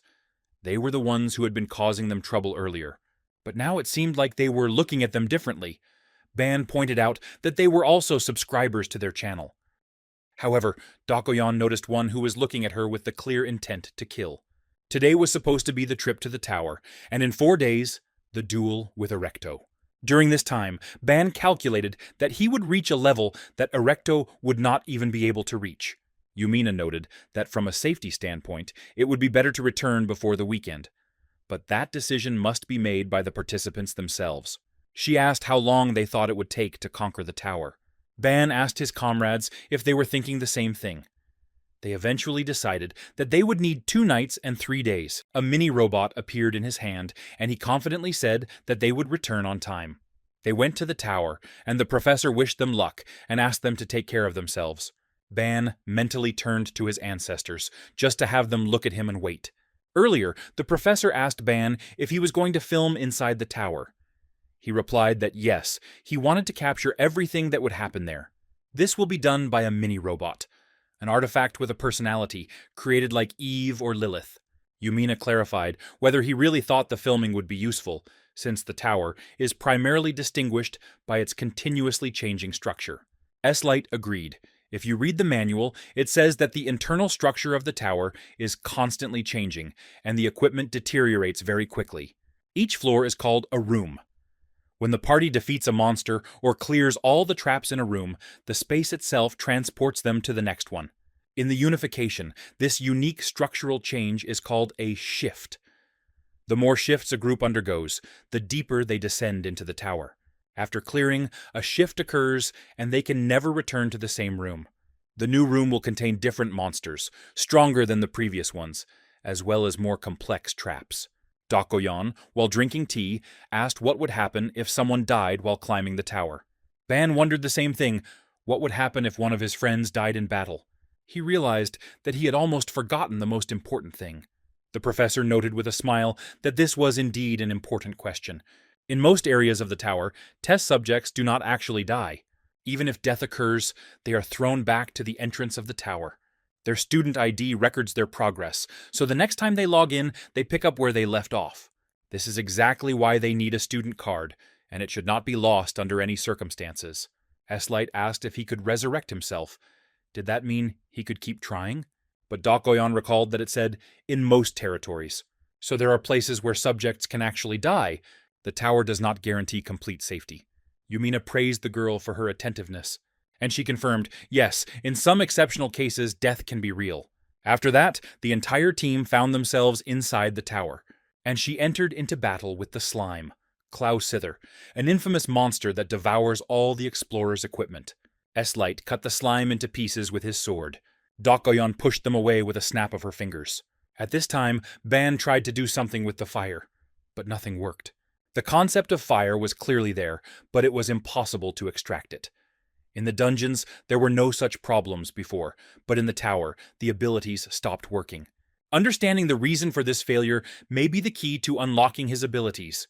Dakoyan approached him and reminded him that he had asked for time to figure it out. She asked if he had understood anything. Bang replied that he had tried to put out the flames, but it hadn't worked. The girl notices what is happening with annoyance. If Ban had succeeded, they could have used the features of each location in the tower. However, Yu-Won asked her to moderate her fantasies about his abilities. At this moment, a huge slime appears behind her, ready to attack. But the monster is stopped by some kind of magical chain. The girl understands. This is how artifacts with personalities behave in battle. It was Yu-Won's living weapon that saved her. The artifact released even more chains and destroyed all nearby monsters. And then he walked around the entire room, destroying the slime. Dakoyan noted that it was fast and high-quality work. Ban replied that he had even stronger artifacts, but they were not as noisy. Dakoyan was surprised. Could there really be people even noisier than their comrades? In the dungeons, combat is all about stealth and avoiding detection, and now they're going all out, and it looks ridiculous. But Rushel's fighting style is built on raw instinct. During the fight, S-Light and Rushel scream very loudly, and it is too noisy. However, in the first room, there were only slimes, and they had no problems with such monsters. A dark cloud began to gather around Dakoyan. She warned him not to relax, because as soon as Light said this, energy began to accumulate in the air. A stronger enemy was about to appear. Light suggested that it might already be an elite monster. The guy turned to Yu-Won, but before he could say anything, he already understood everything, and used the seeing eye. Then he turned to Rushel, and she immediately noticed some limbs. A wall with a carved and glowing sign appeared in front of them. Rushel suddenly jumped up and rushed towards her to destroy her. She released her claws, her eyes filled with fire. She crashed into the wall, destroying it with her hand. Her comrades observed this and were extremely surprised. Light noted that it was incredible. Rushel didn't even let the monster appear, and after her blow, an improved core fell out. Rushel was breathing heavily as she stood there, and then she reached out and grabbed the core. Ban immediately noticed that something had happened to her hair. The girl held the artifact and did not understand what exactly was wrong, but her hair changed color. The boy realized that it was a forge or some kind of hearth, a concept that used emotions as fuel, burning them to gain power. In other words, berserker. If the hair changes color completely, then the scene from the past begins to make sense. He was pulled out of his thoughts by Rushel, who took him by the sleeve and asked if she had just looked scary. But Ban just smiled and said that not at all. She looked reliable. Dokoyon noticed that everything was fine and asked why she was so worried. But if she is afraid of losing control of herself, then she must be sure that Dokoyon will kill her before she harms anyone. Ban stopped them, saying that they couldn't do that. If someone died, they would have to start exploring from the very first room. However, if you continue in the same spirit, the conquest of the tower will have to be completed by 3 people. Despite this, the girl admitted that she would prefer to remain in the group with only Yuan. Light objected, asking what about him. Rushel stood to the side, looking down and remaining silent. Yuan touched her shoulder and said that he would definitely think of something. Now he understood why the girl was so timid. As the headman, he felt responsible for finding a solution. The girl thanked him, but he replied that it was okay. It was part of the headman's duties. Suddenly, they found themselves in another room and realized that there had been a shift. Now the second room was beginning. S-Light dropped to the floor and began to feel the ground. Apart from the moss and weeds growing here, he didn't find much difference from the previous room. The elite monster core that Rushel had previously given to Ban was now in his hands. He looked at the artifact's stats. All the time he'd spent in the dungeons had been in vain. He got so many concepts from one room, it was like he had gone through the Goblin Cave 10 times. Acid and fusion are attributes that have the properties of dissolution. He decided to soak his sword with fusion. He would give the remaining acid to his snake, Eve. Doc Goyon appeared next to him and asked if the baby had really become stronger so quickly. Ban was very scared and asked her not to sneak up on him and not to talk to him in that tone. She replied that if he trained better and developed his senses, it would be harder to scare him. S-Light interrupted their conversation, saying that the monsters of the second room would appear soon. They at least need to look collected. At that moment, a beam of light flew past him. Doc Goyon noted that the second room felt little different from the first. An evil spirit appeared next to them, a harmful entity that targeted the magic inside living beings. S-Light told Doc Goyon that this spirit would attack her just when she least expected it. The girl allowed herself to make a suggestion. She suggested that Ban conquer the second room on his own. Yuan was very surprised. S-Light asked why she suddenly decided that, and Rushel began to worry because it was too dangerous. Doc Goyon, on the contrary, supported the idea. In her opinion, this is a great option. The guy needs to reveal his abilities as quickly as possible, especially with the sparring he has coming up next week. Isn't that obvious to anyone? Yuan laughed nervously, saying that she was indeed unusual. She had started making strange jokes lately. Then he rolled up his sleeves and asked to be given a chance to try to figure it all out. As the girl said, he needed to quickly raise his stats, and it would be a waste of effort if the entire team fought here. He asked the others if they would help him close the gap as soon as possible. Rushel said that if he asks, she trusts him. S-Light added that he would intervene as soon as the situation became even slightly dangerous. Yuan turned to Dokoyon and asked if she would help him if he ran out of steam. She replied that at least she promised that he definitely wouldn't die from overexertion. This is exactly what Ban wanted to hear. He activated his power. He called his assistant, the snake Eva, over whom a magic circle immediately appeared. She instantly turned into a weapon that could be fired from a distance. The guy gave the command, and the gun started shooting. All the evil spirits screamed in pain. Rushel and Light watched the scene, not understanding what kind of weapon it was. Could it be a normal weapon from Yuan's world? The blonde didn't know his strength, but the speed with which he defeated monsters was amazing. I wish at least his country's soldiers were armed with something like this. The blonde wondered if this was a rapid-fire launcher. But no, the weapon continued to fire, now with metal pellets. Ban could handle third-class assassins, and possibly second-class ones too. This item would be useful even in the world of martial arts. But the attack style was too straightforward. It works well in long-range combat. But in a tight space, there can be many threats, such as an enemy attacking from a blind spot. It was at this moment that an evil spirit appeared behind Yuan. His friends immediately noticed this and rushed to his aid. But Ban himself still didn't understand anything, turning around in surprise. Yuan immediately had a sword in his hands and used it to cut down the enemy. Rushel and S-Light looked at him in surprise, and the boy asked what kind of sword it was. It was a long blade with excellent stats in assassination magic, blood poison, and fusion. No one expected him to be so good with a sword. Ban noted that this is not entirely true. He is not yet as good as Light or Dokoyon. Dokoyon just smiled silently, remembering their early training. Ban's living weapon continued to fire, and he himself cut through the enemies with his sword, tearing them to pieces. He shouted that he was continuing to study. After the battle was over, he said that no more new enemies were noticeable. It seemed that this was the last monster. Then he summoned his artifact, Eve. Since the next shift would occur after the last enemy was destroyed, they needed to take a break. He bound the last spirit. Dokoyon crouched down on the floor and touched the liquid left by the monsters. The severed body parts melted and disintegrated. Yuan used a skill he had only learned in the previous room. Given the recent events and the way he was wielding his sword now, it was clear that he had never lived in battle before. But for some reason, he was learning very quickly. Light praised him for his ability to control his actions.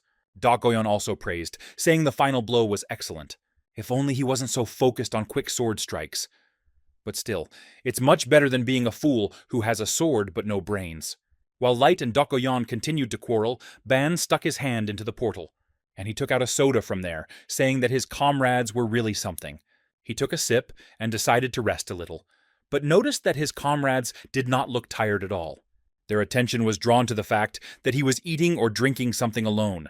Rushel noticed a fragrant smell and a hissing sound. Ban explained that this thing could be bought in the city. Light reminded that only he can go outside the academy, and the others do not have such an opportunity. Ban said that even if he wanted to share, he couldn't because he hadn't bought much. It was a lie, and besides, the drink was only effective when you were tired. Dokoyon asked when he had gotten tired, but he still declared that he would take the third room for himself. Ban reminded him that wasn't she the one who said that he had to protect everything alone to become stronger. She replied that she wanted to get tired too, to taste the sweetness of a drink she had never tried before. In any case, they had not rested enough and had to move on to the next room. Then the last evil spirit was killed. A circle of light immediately appeared around them. The shift had begun. Ban closed his eyes and looked through his internal code. He was amazed. With such characteristics, he was already at the average level in the academy. During the time he had been here, he had swung his sword a little, and the fencing and piercing skills he had just begun to learn had already improved. With such efficiency, it is worth focusing on fencing, because sparring is scheduled for next Tuesday. Its outcome depends on how much he can increase his martial arts stat. The difference between it and Erecto is over 200 points.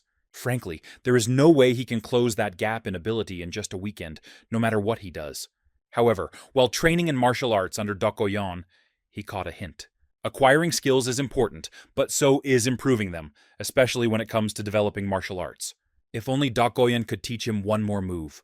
But he immediately interrupted his thoughts, realizing that it was wrong to think like that.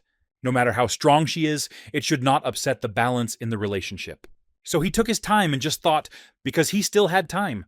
At that moment, Light ran up to him, shouting that he had to get out of there. Ban's thoughts immediately retreated.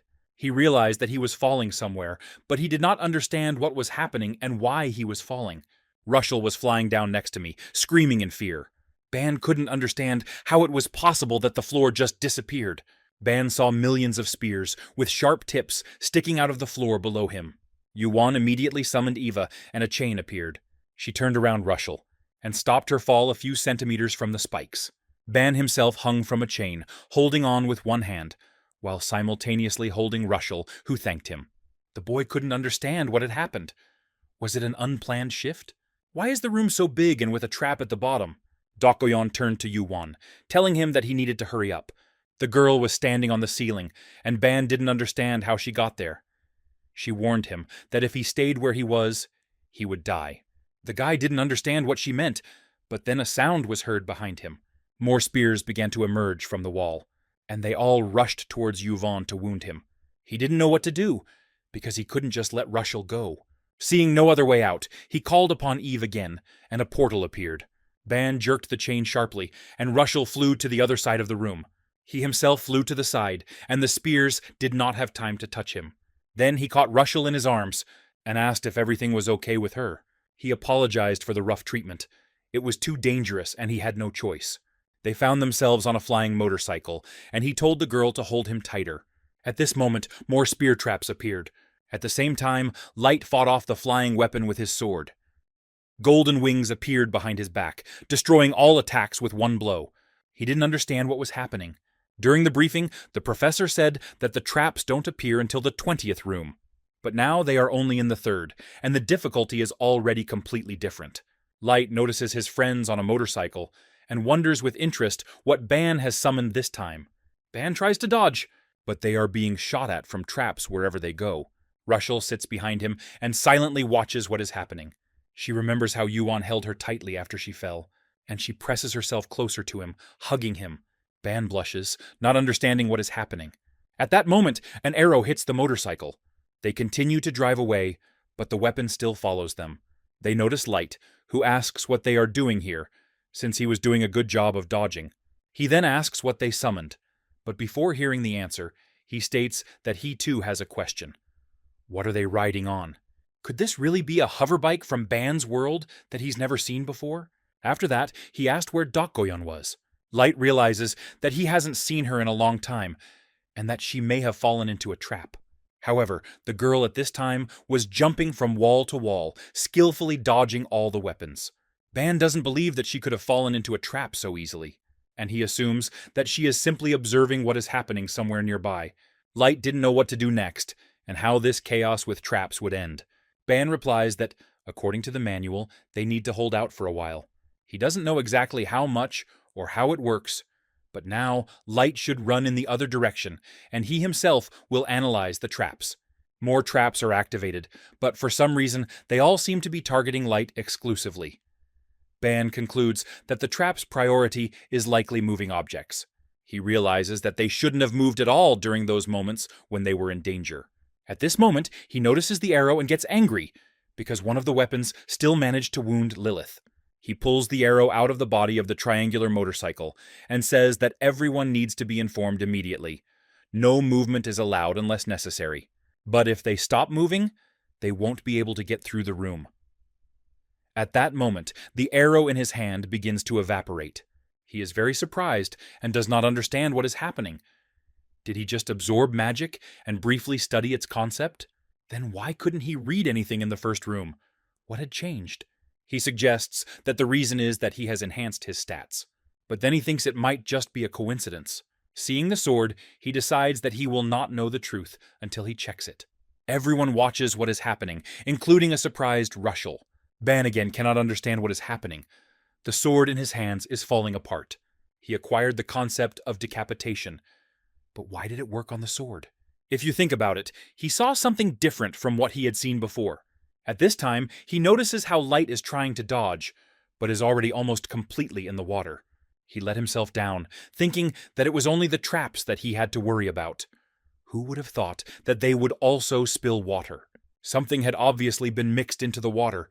He felt his body growing heavier, his vision blurring. If this continues, he won't be able to react in time to the next trap. Ban activates his motorcycle to save his friend. He leaves Russell and heads towards Light. He had previously apologized to her for what he was about to do. He explained that it was some kind of lottery, and he couldn't drag her into it. He asked her to wait there. As expected, learning this concept increased his parameters, acid and wave, by 10 units.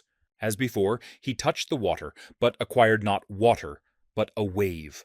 Now he understands why before, when he absorbed the concept, it was beheading, and not sword. At this time, Dokgoyon jumps from one pole to another, and she stops. Her attention is drawn to Ban. She sees him cutting through the water to help his friend, but she doesn't understand what he's planning. The state of matter at a given moment determines what concept can be acquired. That is why the projectiles aimed at his neck carried the concept of decapitation and not sword. Several projectiles fly towards Light. Ban says he'll handle it himself. The deeper his all-seeing eye becomes, the further he can penetrate beyond the essence. Light sees his comrade jump over him on a motorcycle, trying to stop the attack. Ban holds his hand out, confident that he can discern the intent of the projectiles fired by the traps. He activates his all-seeing eyes. After each weapon, magical signs with hieroglyphs begin to appear, and Ban decides that he can read them. Light is greatly surprised to realize that his comrade is heading straight into a trap. Ban fights back, but he doesn't have to absorb everything. As long as he is able to combine these elements and separate them into parts, that will be enough. Then symbols appear on the floor, and a sound wave runs around him. He stops happily, because his task is completed. All the weapons around him have been absorbed and disappeared. Rushel puts out his hands and catches the pollen left behind by the weapon. A friend runs up to Yuan, asking if he is okay. He replies that, except that everything is fine with Light, and they barely got there. Light notices something in his comrade's hands and asks what it is. He replies that it looked like everything that was flying at them had merged into one. It felt like something amazing. The blonde wondered if he had tried the new ability, the ability to interact directly with traps, because that was a real specialty. At this point, new traps appear and weapons fly towards them again. Just then, Dokgoyon and Rushel fly over them, repelling all attacks.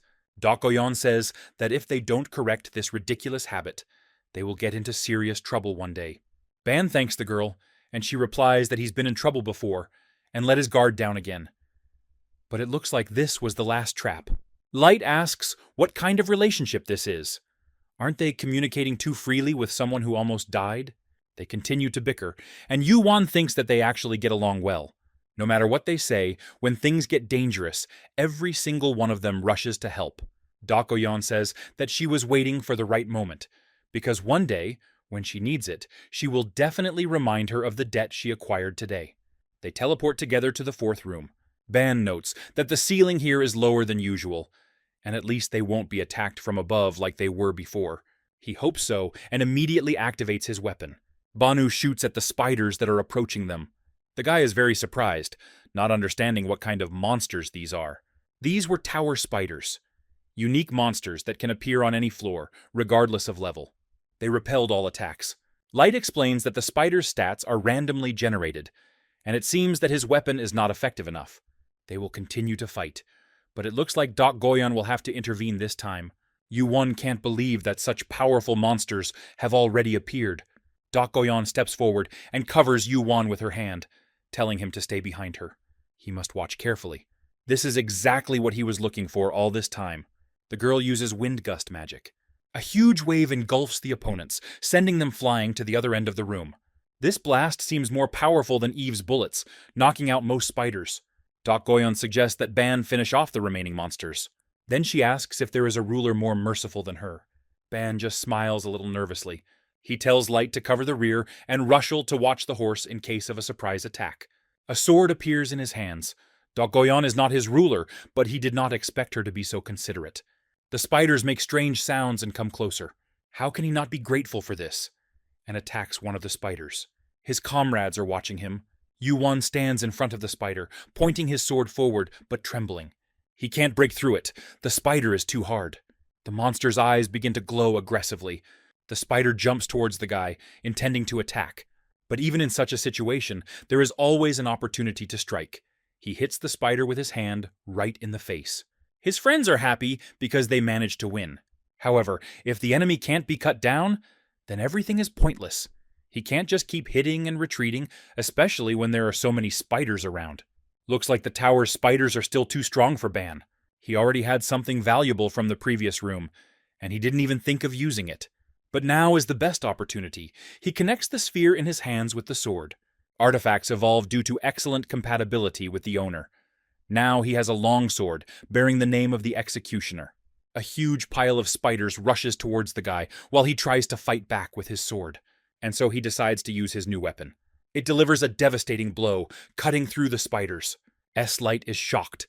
He doesn't understand how he managed to do this.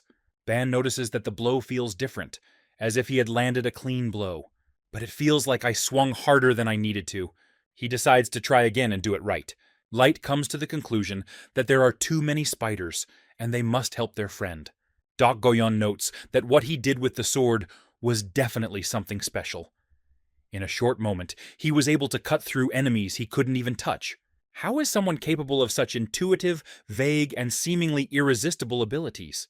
He hones his skills without relying on strength alone. Usually when someone upgrades their weapon or finds a new one, they start waving it around uselessly. But he doesn't have that drawback. Even if not now, someday he will comprehend the true essence of the slashing blow on his own. Goyon sees no point in interfering, but she feels that leaving everything as is would be a waste of opportunity. After overcoming 3 tribulations, she was proud to be called the greatest genius in the martial arts world. And now she just stands there and looks at the man who makes her past seem insignificant. And she doesn't intend to let it go that easily. She has to make this guy hers. Ban suddenly stops, horror written across his face. Light asks if everything is okay, but he replies that he just got goosebumps. He then asks why Goyon is just standing there, and isn't she going to use the gust of wind? He is told that she is doing just fine as is.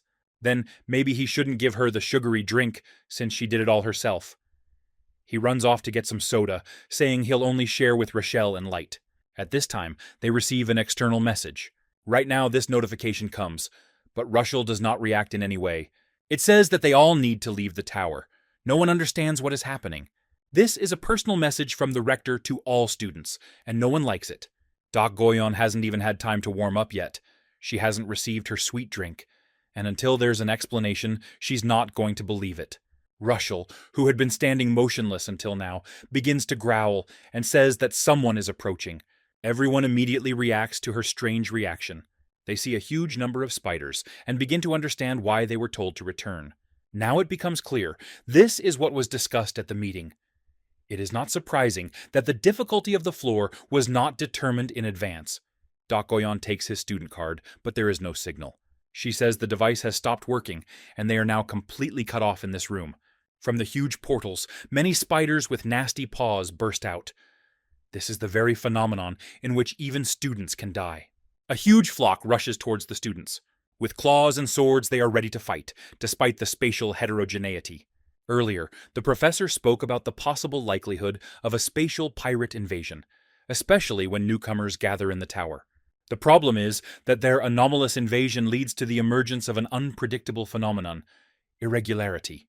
As a rule, during a normal playthrough, no one dies.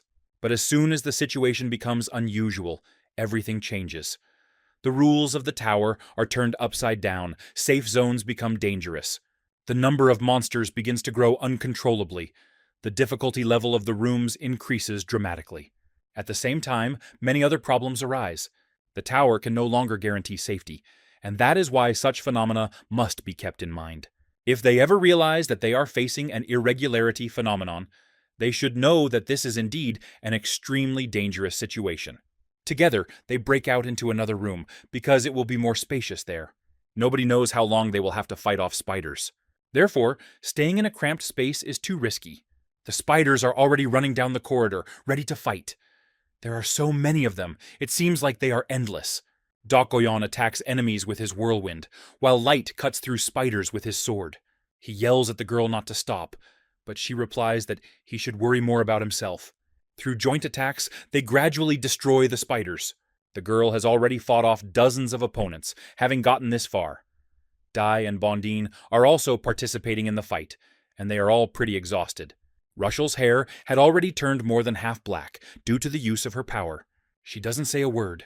If the hair darkens completely, it will lead to a nightmare scenario. Even though spiders are extremely tough, it is not known how to deal with them. Goyon notices that the beast has gone completely mad. And who would have thought that everything would end up like this? She won't be able to continue at the same pace unless she takes a break soon. The situation will become dangerous.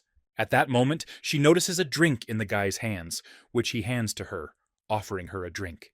He will hold off the spiders, and in the meantime, she should rest. The girl takes the jar, smiles, and asks if he can really handle it. Ban replies that, of course, he can handle it, and pulls the pin from the grenade. He swings his arm and tells me to look more closely. He then throws a grenade towards the spiders. Rochelle notices this and looks at her in surprise. The grenade sparkles and shimmers with a rainbow. And then there is a powerful explosion, destroying many spiders. Light covers his face with his hand and asks what kind of power this is. Ban replies that he put a lot of effort into creating this thing. After this, he gets on his motorcycle and rushes towards the spiders, telling his comrades to take a rest.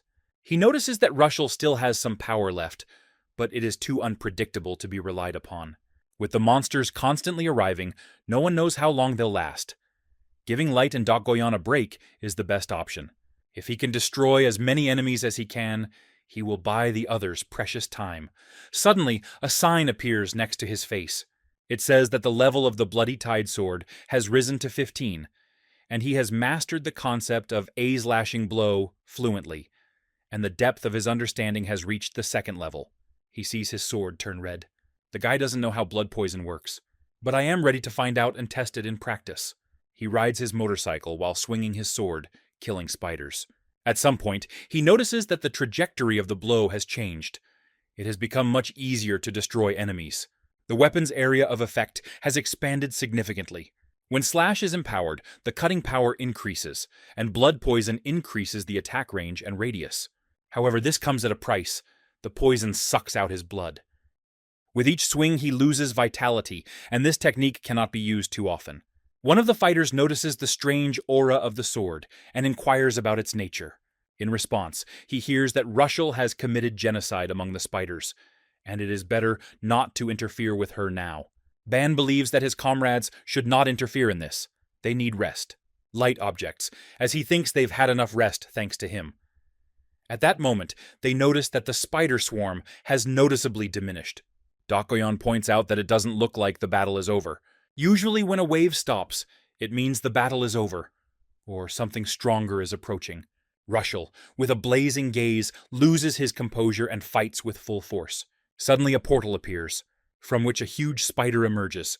Ban is confused, because they were told that such monsters only appear in the 50th room. He focuses on the monster in front of him, but Light tries to get his attention.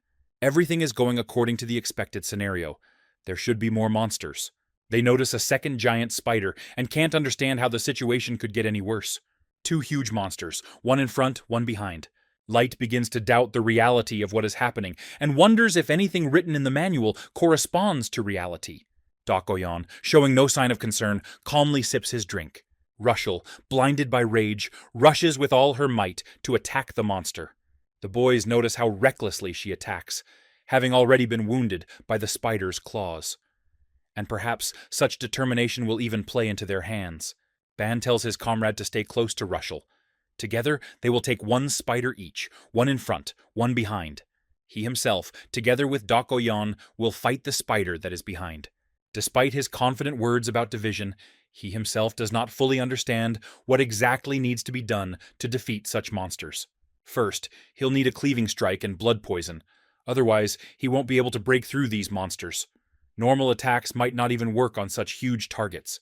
A girl approaches him. He remembers that she said that she would cope with the monster together with him. He understands that he cannot cope alone, but still refuses to ask her for help. She comes closer and wonders if it is pride or something else that is stopping him. The boy blushes. At this time, Dokgoyon throws him an empty can of soda and says that it tastes unusual, but pleasant.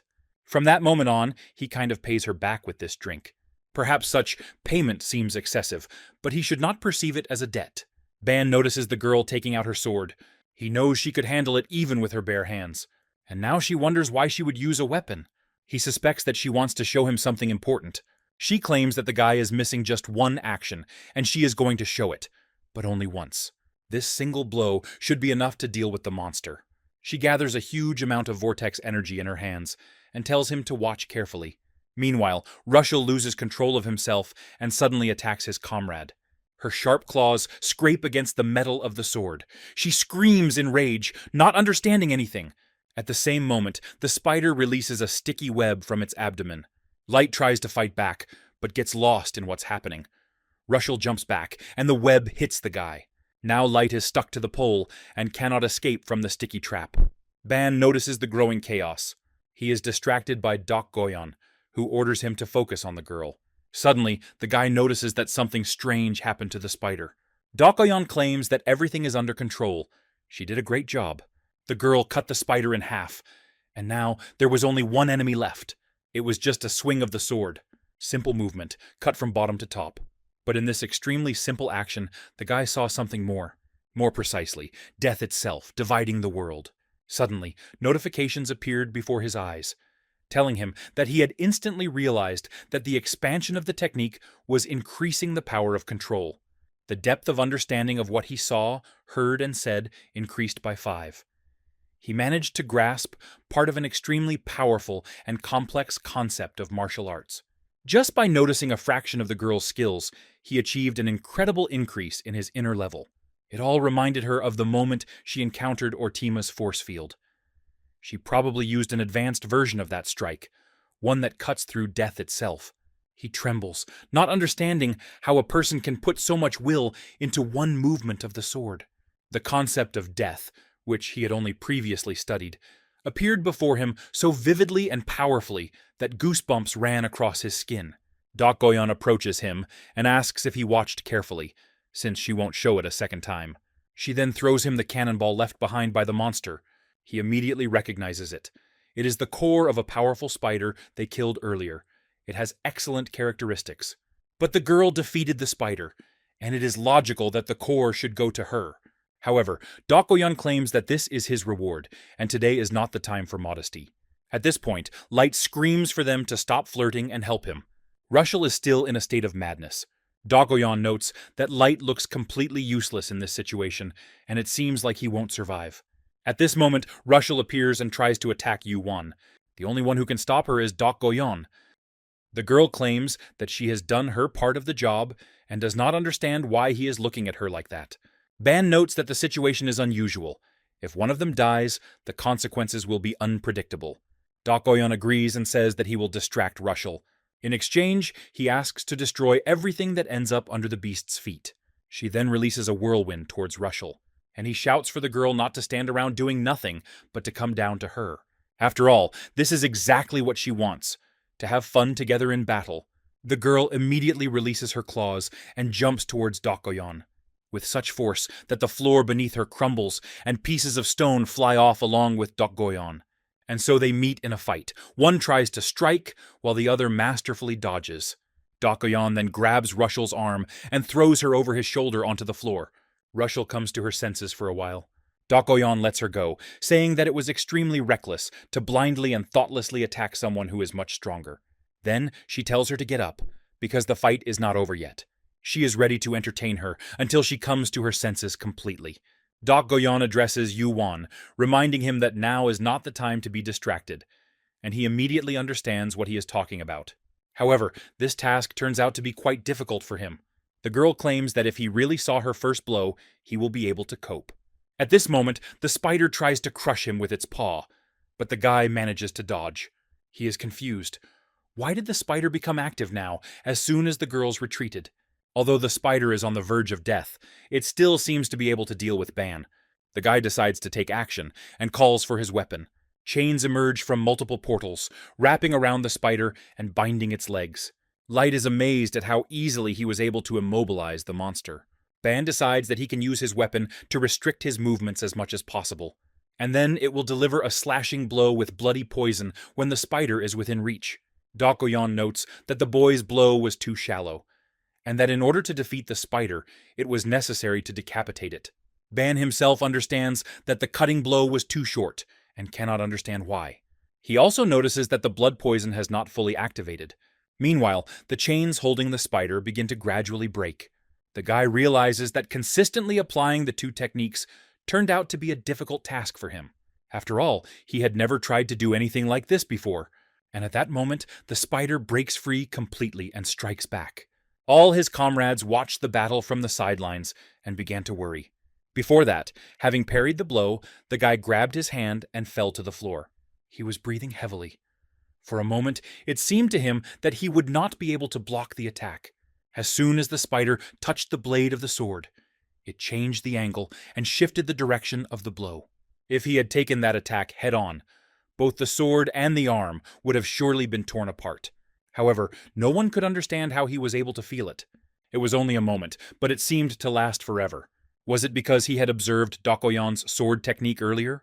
A sign appeared next to him that read, "In the process of repelling the enemy's attack, he realized his concept of the flow, and the depth of his understanding reached its climax.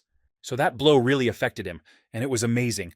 He never thought that what he saw could awaken the dark essence of martial arts that was dormant deep inside him, the existence of which he did not even know. Even if he couldn't exactly replicate the girl's sword technique, he already knew what he had to do. Yu-1 then suggested that the spider try to attack him again. The monster roared loudly and pointed its spikes towards the guy.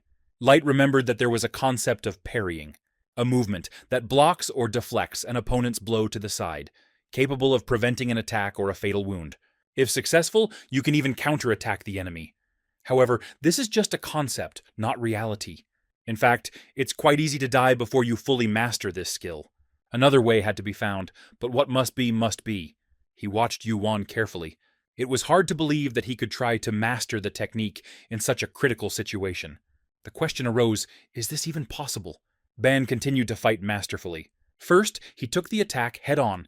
Then, he reflected it and deflected it to the side, after which he redirected his blow. And now, with the help of the all-seeing eyes, he began to see everything. At this time, Rushel, overcome with rage, attacked Dokgoyon again, but she calmly dodged without straining herself.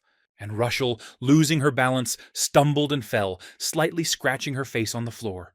Dokgoyon watched the boy. She knew that he would learn from that first blow, but she didn't expect him to show something so unexpected. The fighting technique that embodied the essence of the flow existed in the central planes, and only a few tried to master it. Redirecting an enemy's attack in 100,000th of a second is a technique that requires incredible reflexes. Ban struck, causing a small explosion. Mastering such tactics involved enormous risk and excessive effort. Most people chose the easier paths, but someone like Dokgoyon always specialized in martial arts aimed at destruction. Now, what was happening made her look at everything differently. What had seemed like a minor trick before turned out to be something unexpectedly profound. She would never have thought that it could look so impressive. At that moment, she saw that Rushel had recovered and risen from the floor. The girl realized that simply redirecting attacks would not end the fight. To win, you had to go beyond the limits. If Ban had already come this far, he should have shown more. If he directed the stream to reflect the enemy's power, he could, of course, use the same force to counterattack. The guy gathered his strength and ran towards the spider. Dokgoyon immediately felt the force of the piercing blow. Then Yu-1 used a spin. Moving at a tremendous speed, he activated his second ability. With determination, he walked straight towards the spider's face and split its head in two. Dokgoyon was truly glad that the boy had made it. Together, they fall to the floor, one dead, the other exhausted. At this point, Ban temporarily merged the internal concept with the external one and realized how to create a more powerful one. He couldn't believe he had done it. There had been major changes in his inner being. Light called out to him, asking for help if he had already dealt with the spider. Dokgoyon, holding Rushel in her beast form, also made a request. In response, Ban remarked that they weren't relying too much on someone who had just barely dealt with a monster.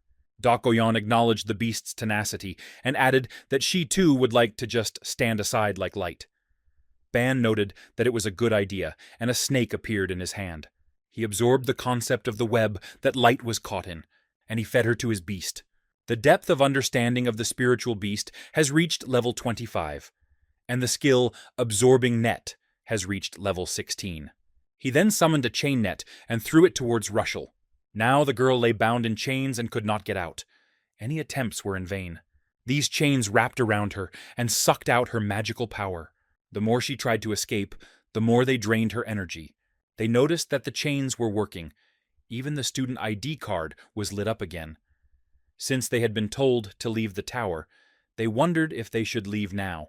At the moment, it seemed like a good idea. Suddenly, a red clot appeared in the air, declaring that they were children who had overcome the trials. No one realized where the voice was coming from until they turned around and saw a red sphere that announced that it was going to give them a reward. A female figure emerged from the sphere, declaring that she would give them the opportunity to make a pact with the thousand-eyed Watcher. Meanwhile, Professor Yumina stood at the entrance to the tower, holding her student ID cards in her hands and looking worried. Suddenly, a bright beam of light burst out from underground. At this point, all four of them appeared. Ban was the first to ask if everyone had gotten out safely. Yumina noticed them and asked if anyone was hurt. Ban replied that everything was fine and asked her to calm down. Other students noticed them too. The professor was really worried, because earlier there was a notice posted about the need to leave the tower. But for a long time, no one came out. She was genuinely glad that everyone had returned safe and sound. However, she wondered what had happened inside. Had they managed to clean up? Yuan scratched his head and didn't know what to answer. They decided to take a short walk, and, finding themselves in another place, he himself asked the professor a question.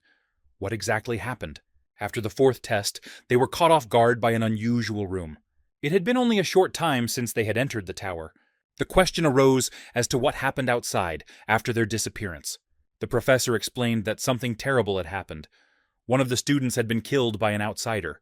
The academy is currently trying to sort out the situation. However, the students who were in the same group as the deceased are taking the incident extremely hard, and that is why the failure occurred. They recalled previous conversations about external threats and violators. Spatial pirates specifically hunt newcomers. If they kill someone, they take their student ID. In this case, the person loses the opportunity to be reborn and remains forever imprisoned in the tower. The trail of the offender was lost. The students who were at the scene were unable to stop him. Doc Goyon expressed the opinion that everything that was happening looked like a pre-planned attack. Even if the perpetrator is not a student at the academy, there are many outsiders who seek to climb the Tower of Babel. For them, newcomers are a great opportunity. The murder of a first-year student taking the entrance exam to the Grand Academy. At the same time, it undermines her reputation and allows the attacker to take the place of the Tower Conqueror, thereby receiving the coveted student card. Thus, the position of the Academy becomes clear. This is a test that everyone must overcome. The Academy is relieved of responsibility, and Dokoyon wonders if the professor shares this point of view. After all, the Union Academy is a place where outsiders can brazenly invade the tower that defines the purpose of the students' existence, and no one can protect them from death. It seems absurd, especially for an institution once considered the greatest in all dimensions. Her friends were silent. Professor Yumina noted that there is a reason for everything. The United Academy does have a duty to protect its students, but once they are inside the tower, the responsibility for their fate falls entirely on them. Moreover, if the tower itself chooses an attacker instead of a student, the Academy has no right to interfere, since this is the will of the tower. Doc Goyon clarified whether this case is considered a manifestation of the tower's will. If so, she even likes it. She took her student card and teleported to another place. Ban tried to convince her to try to understand the others, as something disturbing had happened inside the tower. The professor asked them to tell what exactly they saw there. Yuan noted that they encountered something unusual before returning. All his friends silently looked at the floor with sadness in their eyes. Then Yuan said that they all saw a constellation. This caused great surprise in the professor. Constellations are transcendental patrons, and observers monitoring countless dimensions. When they find a person they are interested in or attracted to, they enter into a contract with them. These creatures have the power to influence the world, and they provide magical powers, artifacts, and abilities to attract followers. In return, they demand a lot, but in a world where strength is valued, almost no one refuses. Constellations are considered to be extremely attractive partners. While observing the sights of the tower, a voice began to speak to Yuan. The mysterious entity offered him power in exchange for fulfilling its conditions. Yumina was shocked. To make contact with a constellation on the very first day was an event that had no analogues in the entire history of the Academy. This meant that their potential was recognized at the highest level. Ban questioned the seriousness of what was happening and asked how the Academy felt about such contracts. The professor said the Academy officially remains neutral. However, if the opportunity arises, students are encouraged to take advantage of it.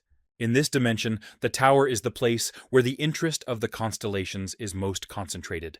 This caused outrage.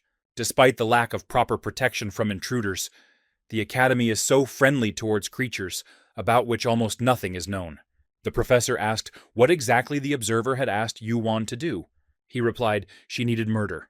She promised to sign a contract with those two. Who will kill the other two first? That was her demand. She had previously said that only the blood flowing through her veins could bring her song and praise. Children with outstanding potential were asked to kill a comrade by cutting his throat and give her blood to the observer. In exchange, she will accept them as direct descendants of her branch, and will never leave them until the very top of the tower. Ban was shocked. They were required to kill their friends for power. It seemed madness. He noticed that Dokgoyon, as if hypnotized, came closer to the observer. Then, releasing her energy, she made it disappear. The professor realized that in front of them was a creature that perceived their lives as toys. It was disgusting. Ban expressed outrage at the very fact of such an ordeal. He asked if they could return to the tower by the end of the week. The professor said that most likely not. It was too dangerous. The academy will now closely monitor the tower to catch the attacker. With the duel with Erecto approaching on Tuesday, not being able to climb the tower was inconvenient. The rest of the time was to be devoted to training. The guy said that he would think about writing a report on what happened, using the footage from their camera. The professor said she would be happy to listen to him over dinner. But now this is impossible. Everyone is exhausted both physically and mentally. The girl added that they had done well, and promised to try to prevent something like this from happening again in the future. She hoped that none of the students thought less of the academy, and she wished them a good rest. Rochelle and Light teleported together. Yuan was about to leave as well, but Yumina stopped him. She had a question for him. She asked directly, because the observer had promised a contract with just anyone. Specifically, with him and Dokgoyon. He agreed. It was indeed not just an attempt to set them against each other, but a kind of selection, like sifting gold from sand. Earlier, the observer indicated that it was they, Ban and Dokgoyon, who would reach the top of the tower, if they get rid of the useless cargo, by pointing the finger at Rochelle and Light. Both were shocked by such words. The creature gave orders to its chosen ones to kill these two, promising something significant in return. Only those with truly bright potential will be able to stay and advance further. The meaning was clear. You need to kill and capture. That's real life. Finally, Yuan teleported to his room. There he saw Light, without undressing or taking a shower, sitting on the sofa, deep in thought. He asked if he really didn't mind sitting in that position. Light, in turn, asked if Yuan teased him for sitting in an unmanly manner. Yuan was surprised. This was not at all what he thought. Light apologized, explaining that he simply wanted to vent and didn't mind being scolded. But Ban wasn't even going to do that. Then Light sadly asked if he wasn't even worthy of insults. Ban didn't understand why his friend was behaving like this. Where was his former pride? His thoughts were interrupted by Light's frank confession. He admitted that he hated his partner. He wanted to say that he also felt hatred towards him, and that they were finally on the same page. He believes that there is no point in simply calling an idiot. It is based only on emotions. After that, he sits down in the chair opposite and says to Light that if he has something to say, he should speak out. He will listen to him. Even if it's just a complaint, it doesn't matter. Light begins to talk about the world he came from. There he was one of the greatest talents. And this is not an exaggeration.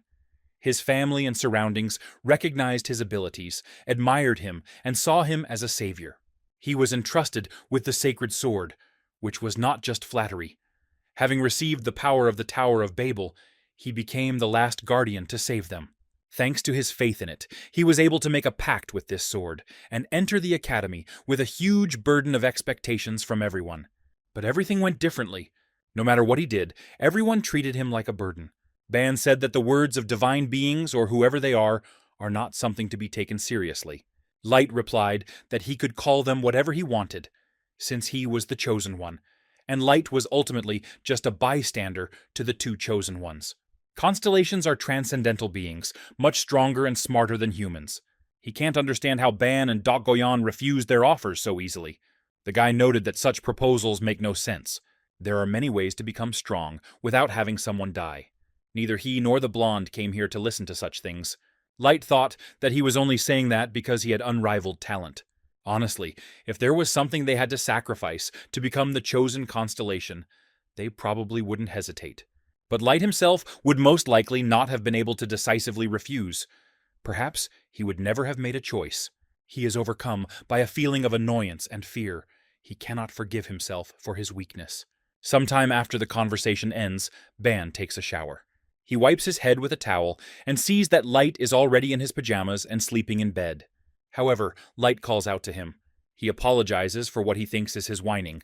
He says that it is not Ban's fault, he was just jealous of him. In response, Ban apologizes for burdening Light with heavy stories.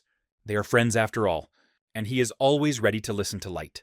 He leaves briefly, leaving a cup of hot chocolate on the table, saying that unpleasant thoughts are forgotten when you eat something tasty.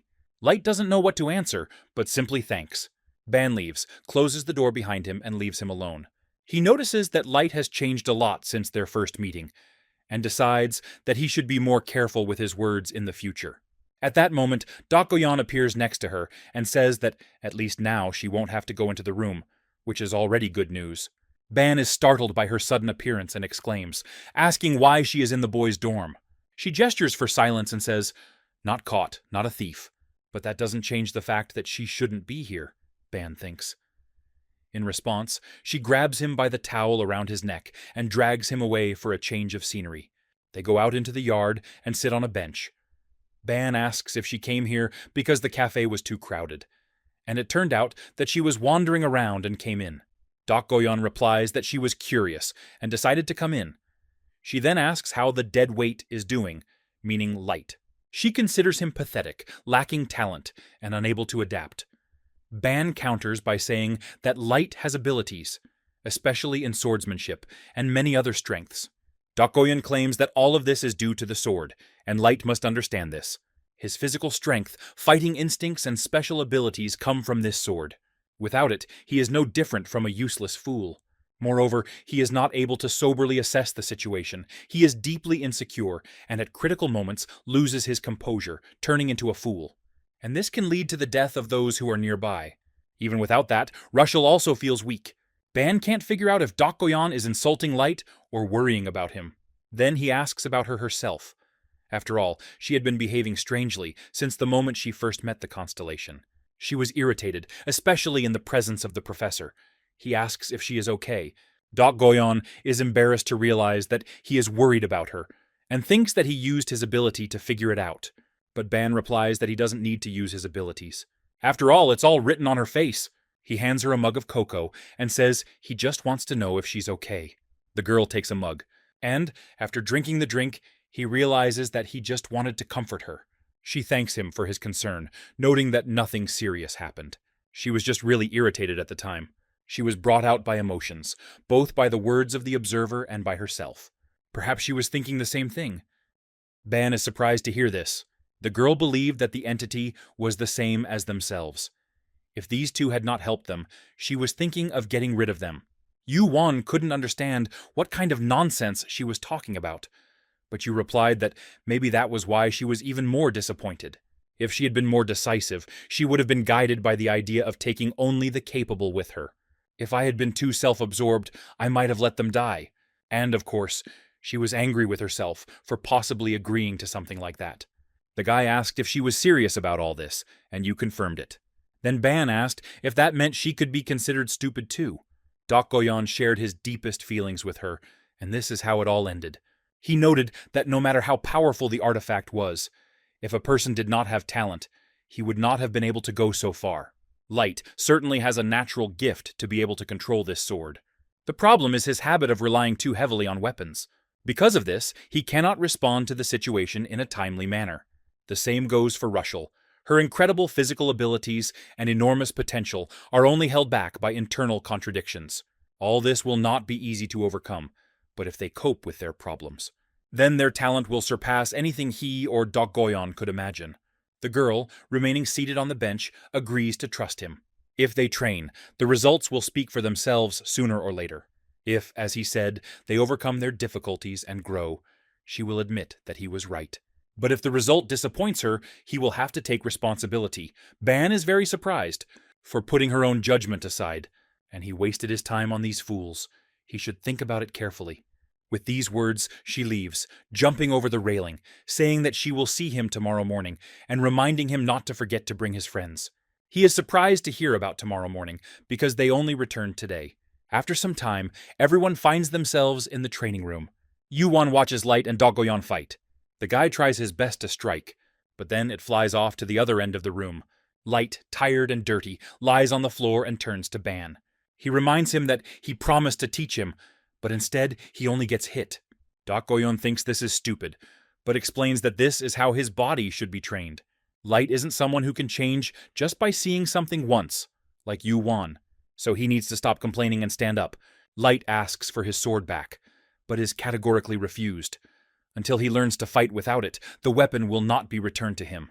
He objects that without a sword he is nothing, because he is a swordsman.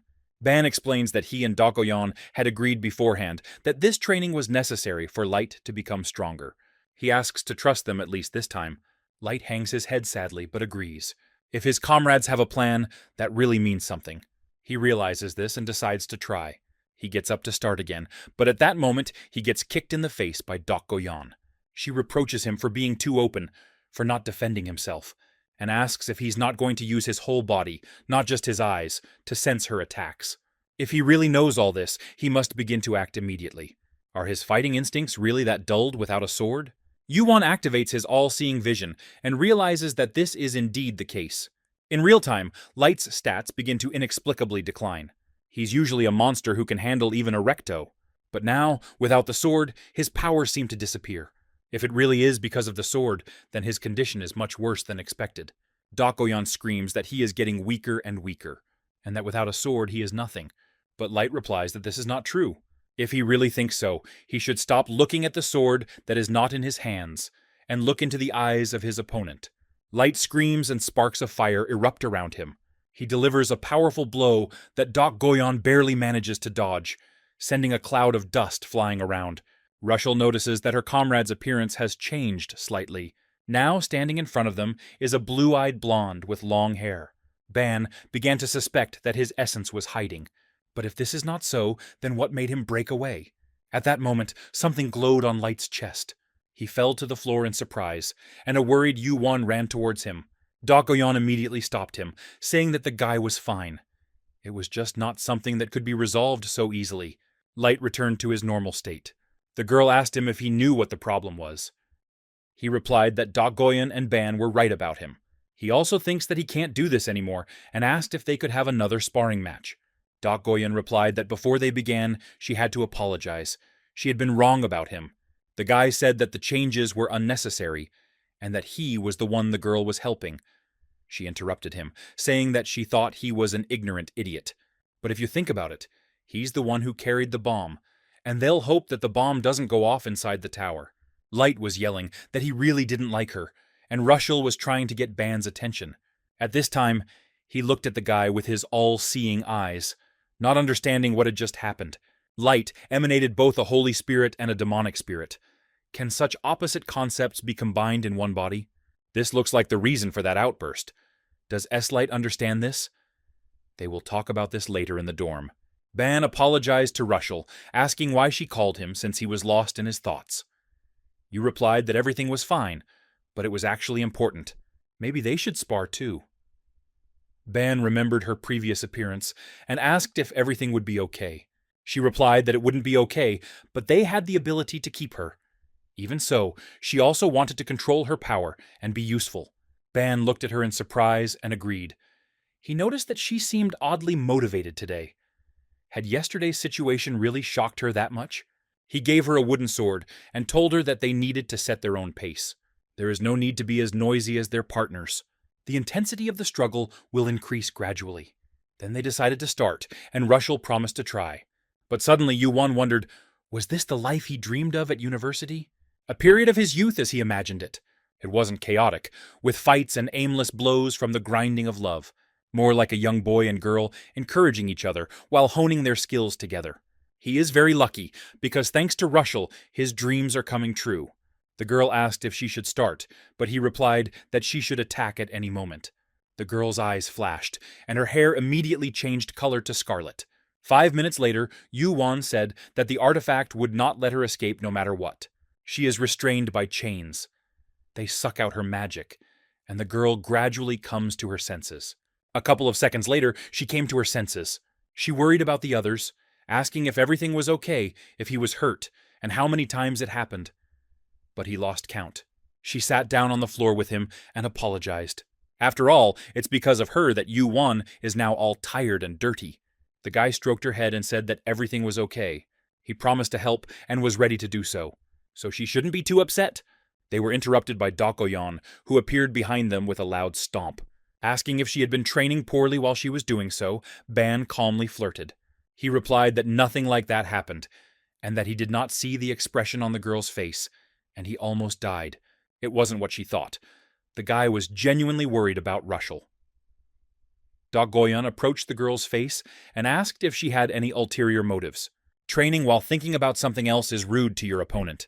They decided to leave history aside. Ban noticed that the girl who was so motivated was now embarrassed again. She's too soft for Dokoyon. No, he took into account what had happened, and wasn't it amazing that she had any motivation at all? If it were him, he would be very upset and would just disappear the whole day.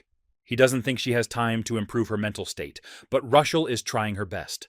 Ban said he had recently asked the professor if he could leave the campus and take someone with him, and permission had just come. Dokoyon is confident and says that it's great because she felt isolated in this academy anyway, but the guy told Russell that from now on she would go outside the academy with him, and he asked her to go on a date. Ban was sitting in the store and talking to someone on the phone.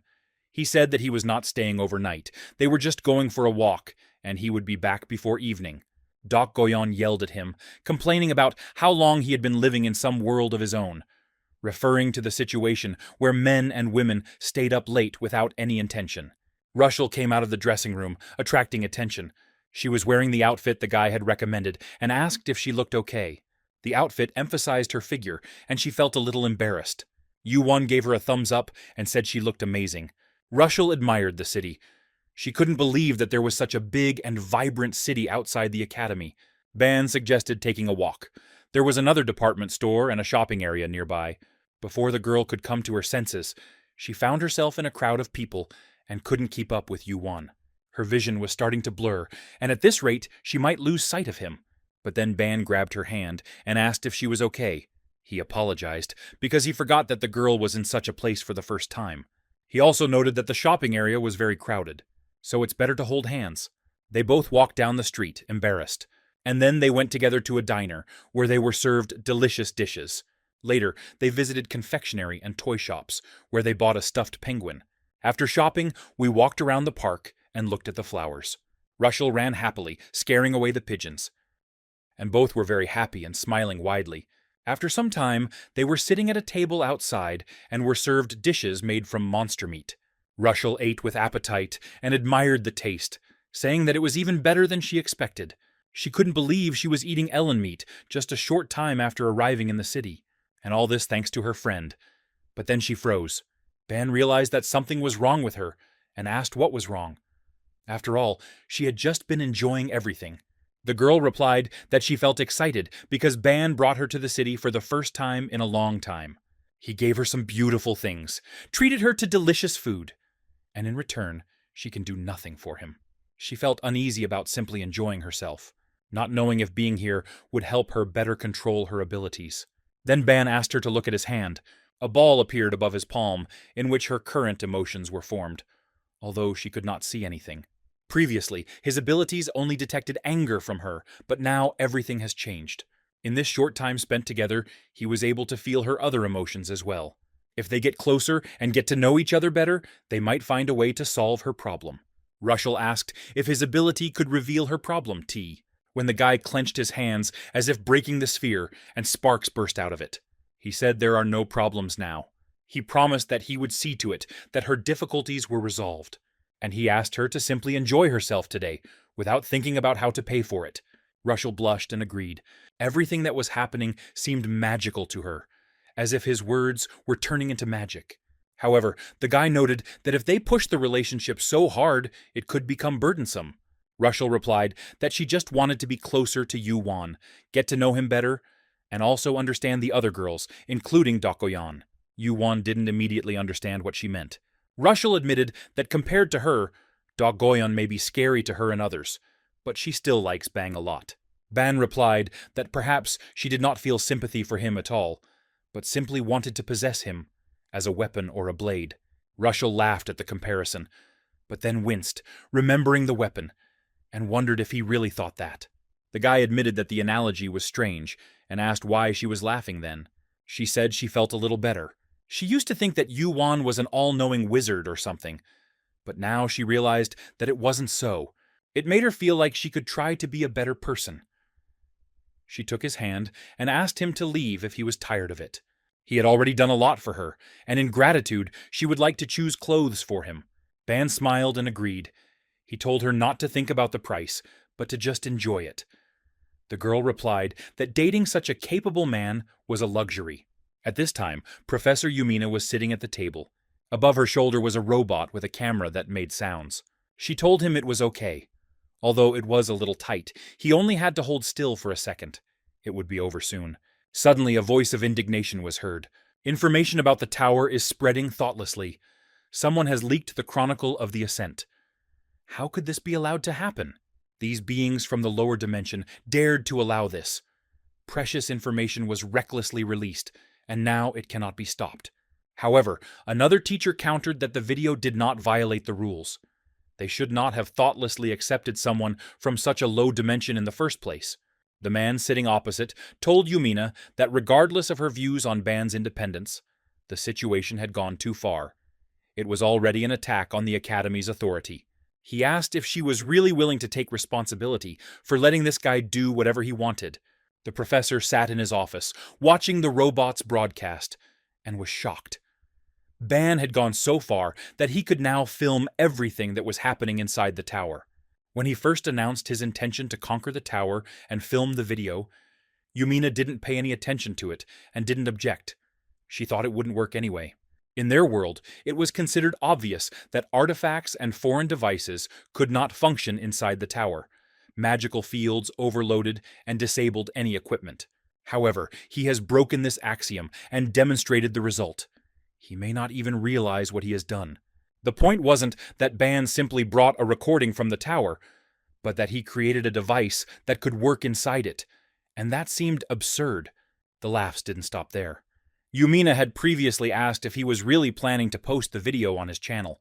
He confirmed, saying it would help draw attention to the rebellion, a group that could gain support from other students.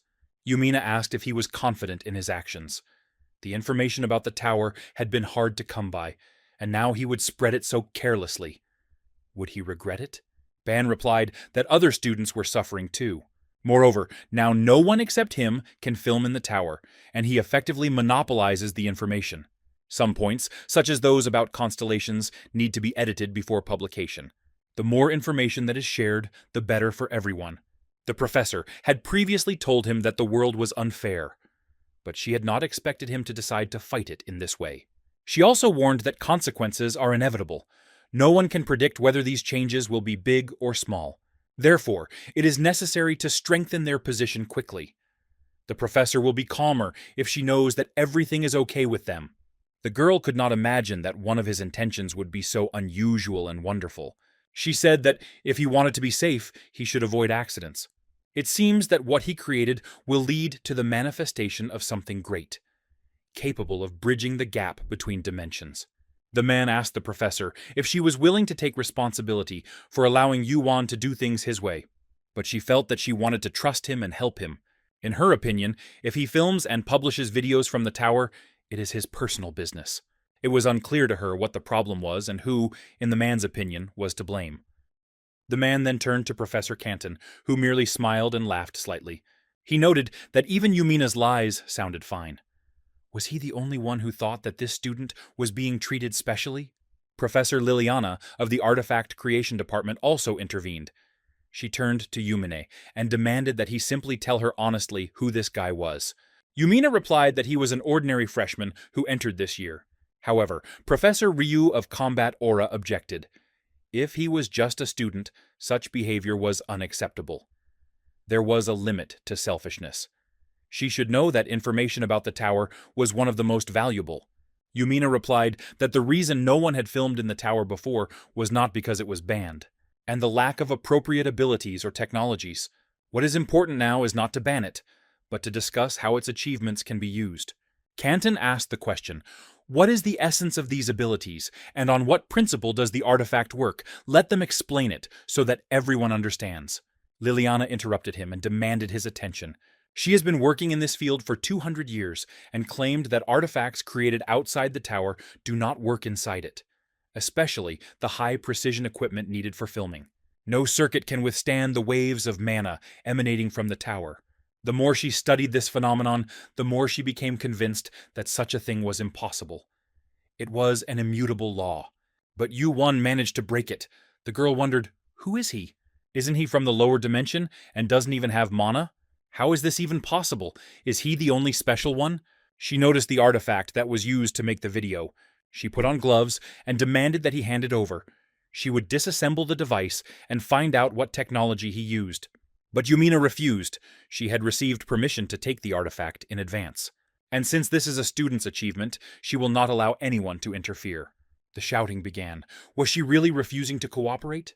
But someone raised their hand, interrupting the argument. It was the head of the Department of Constellations in Babylon, Zeno. He said the discussion had become too heated, and until things calmed down, it was best to refrain from speaking. Everyone in the room agreed with this. Then he turned to Liliana, thanking her for her research and efforts over 200 years. However, even for a professor of his stature, Ban Yu-Wan's artifact seems special, and accepting that fact may be difficult. He explained briefly, Ban is the only one in the entire world who has been recognized by the tower.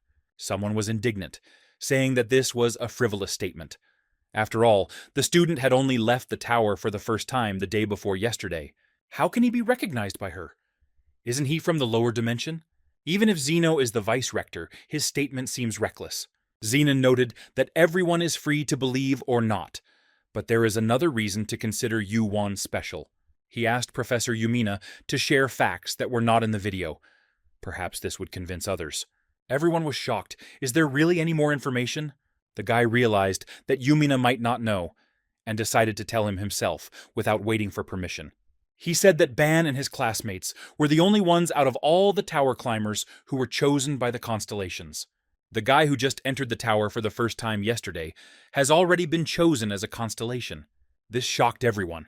Yumina noted that contact with the constellation is a personal achievement of the student, and he should be careful in his statements.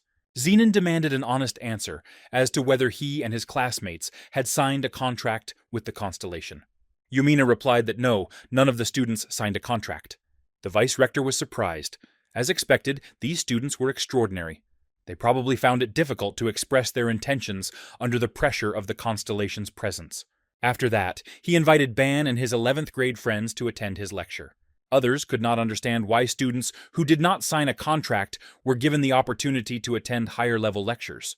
However, the man explained that what was more important was not the fact of signing a contract, but the fact that they were chosen. Being chosen already testifies to their exclusivity.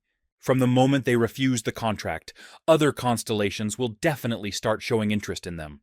It is precisely these types of students who should receive support in his lectures. He is a professor who teaches students chosen by the constellation. So, if Bang Yuan was chosen, he is also his student. As for the interior photography of the tower, they cannot impose anything on the student. His abilities, personal requests, and questions will be resolved. Yumina realized that the purpose of the meeting was not to bully Ban. The vice-rector's words reflected the rector's position. If it turns out that someone exerted pressure on a student, regardless of whether he is a professor or a student, such a person will be expelled from the academy. This meant that Ban was not to be touched. He asked everyone to keep this in mind. At this point, the meeting ended. The vice-rector expressed his hope that everyone would have a good rest of the week. One of the professors was surprised that Ban was able to win the rector's favor. Canton approached Yumina and suggested that they celebrate her student's success at a bar, but she ignored him and teleported away. Everyone laughed at how awkward he looked and invited him to have a drink with them. The next day, Yu-Wan was in the cafeteria. With a tray of food, he approached the table where other students were sitting. A crowd gathered around him, everyone introducing themselves, saying what dimension they were from, asking if he was on the student council, offering to exchange numbers.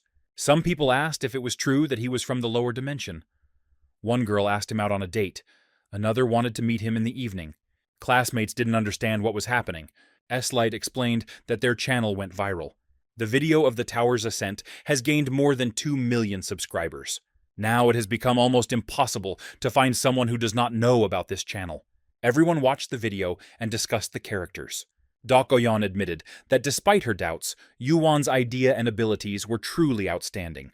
Rushel, clenching her fists and leaning her chin on her elbow, watched silently. Ban returned to the table with his friends. Everyone congratulated him, saying that it must be cool to feel like a celebrity. Ban noticed that S-Light also had a lot of fans and asked him to be kind to those who would talk to him. Suddenly, they heard a discussion about the video. Someone said that it was a montage and that so much noise was pointless. It was doubtful that anyone from the lower dimension could have passed through 4 rooms in such a short time. They discussed the size of the spider and claimed that it was staged. They said that everything would be cleared up tomorrow. Ban remembered that he had to fight Erecto the next day. Those who doubted him or disliked him, they were looking forward to the fight, hoping for his defeat. Dokoyon said he had to live up to expectations. Yuan smiled and agreed that tomorrow promised to be interesting. Finally, they found themselves at the stadium. A judge stood between them and announced that the duel would be broadcast live on the Academy's official channel. The participants gave their consent and signed the documents. They stated that if one of the duelists could not continue or was motionless, the fight was considered over. Strikes to vital points were prohibited. Injuries were at one's own risk. It was also emphasized that the fight could last until complete incapacity. Yuan's opponent asked him if he was afraid of him, and he offered to surrender if only he would crawl between his legs and bark like a dog. Only then will he accept his defeat. Ban stood in shock upon hearing these words. They stood in the middle of the stadium, their fight watched by Yuan's classmates and other students. Someone in the audience quipped that the lower dimensional being that had recently caused trouble would soon be torn to pieces. Ortima watched what was happening in silence. His attention was drawn to Dokoyon, who was sitting far across from him. She asked her friends how the audience was reacting. S-Light responded that the number of viewers exceeded 10,000, but most of them were making offensive comments towards Yuan. The number of people who liked them from the video could be counted on the fingers of one hand. In the face of such widespread publicity, there was no choice but to prove one's competence, regardless of whether he has enough talent to reach the top.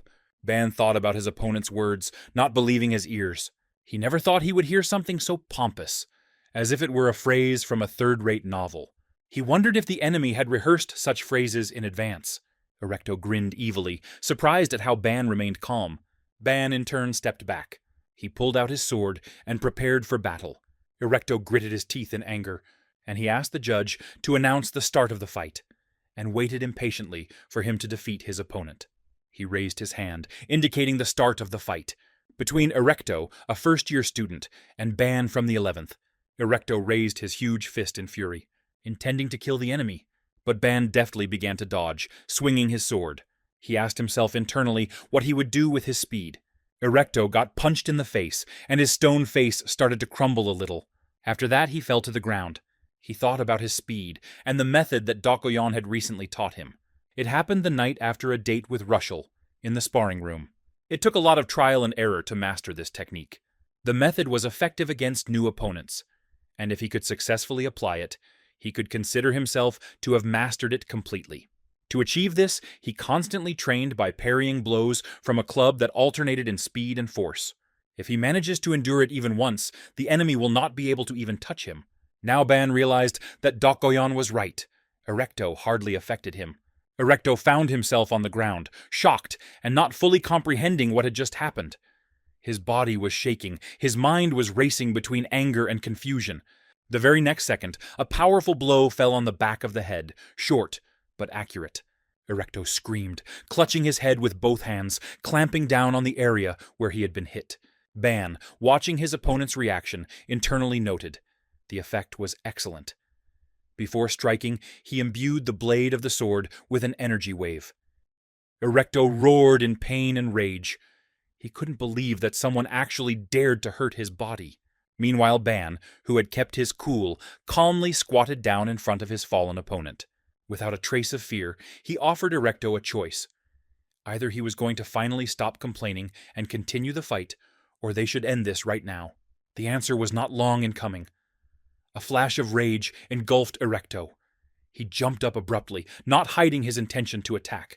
His movements became wild, his eyes filled with darkness, as if reflecting the fury of the anger raging within. Hot steam poured from his mouth, like a creature overheated by its own rage. He raised his hand, massive, stony, like part of a cliff, and threateningly declared that he would certainly kill his opponent. The palm struck the ground with force, raising a cloud of dust.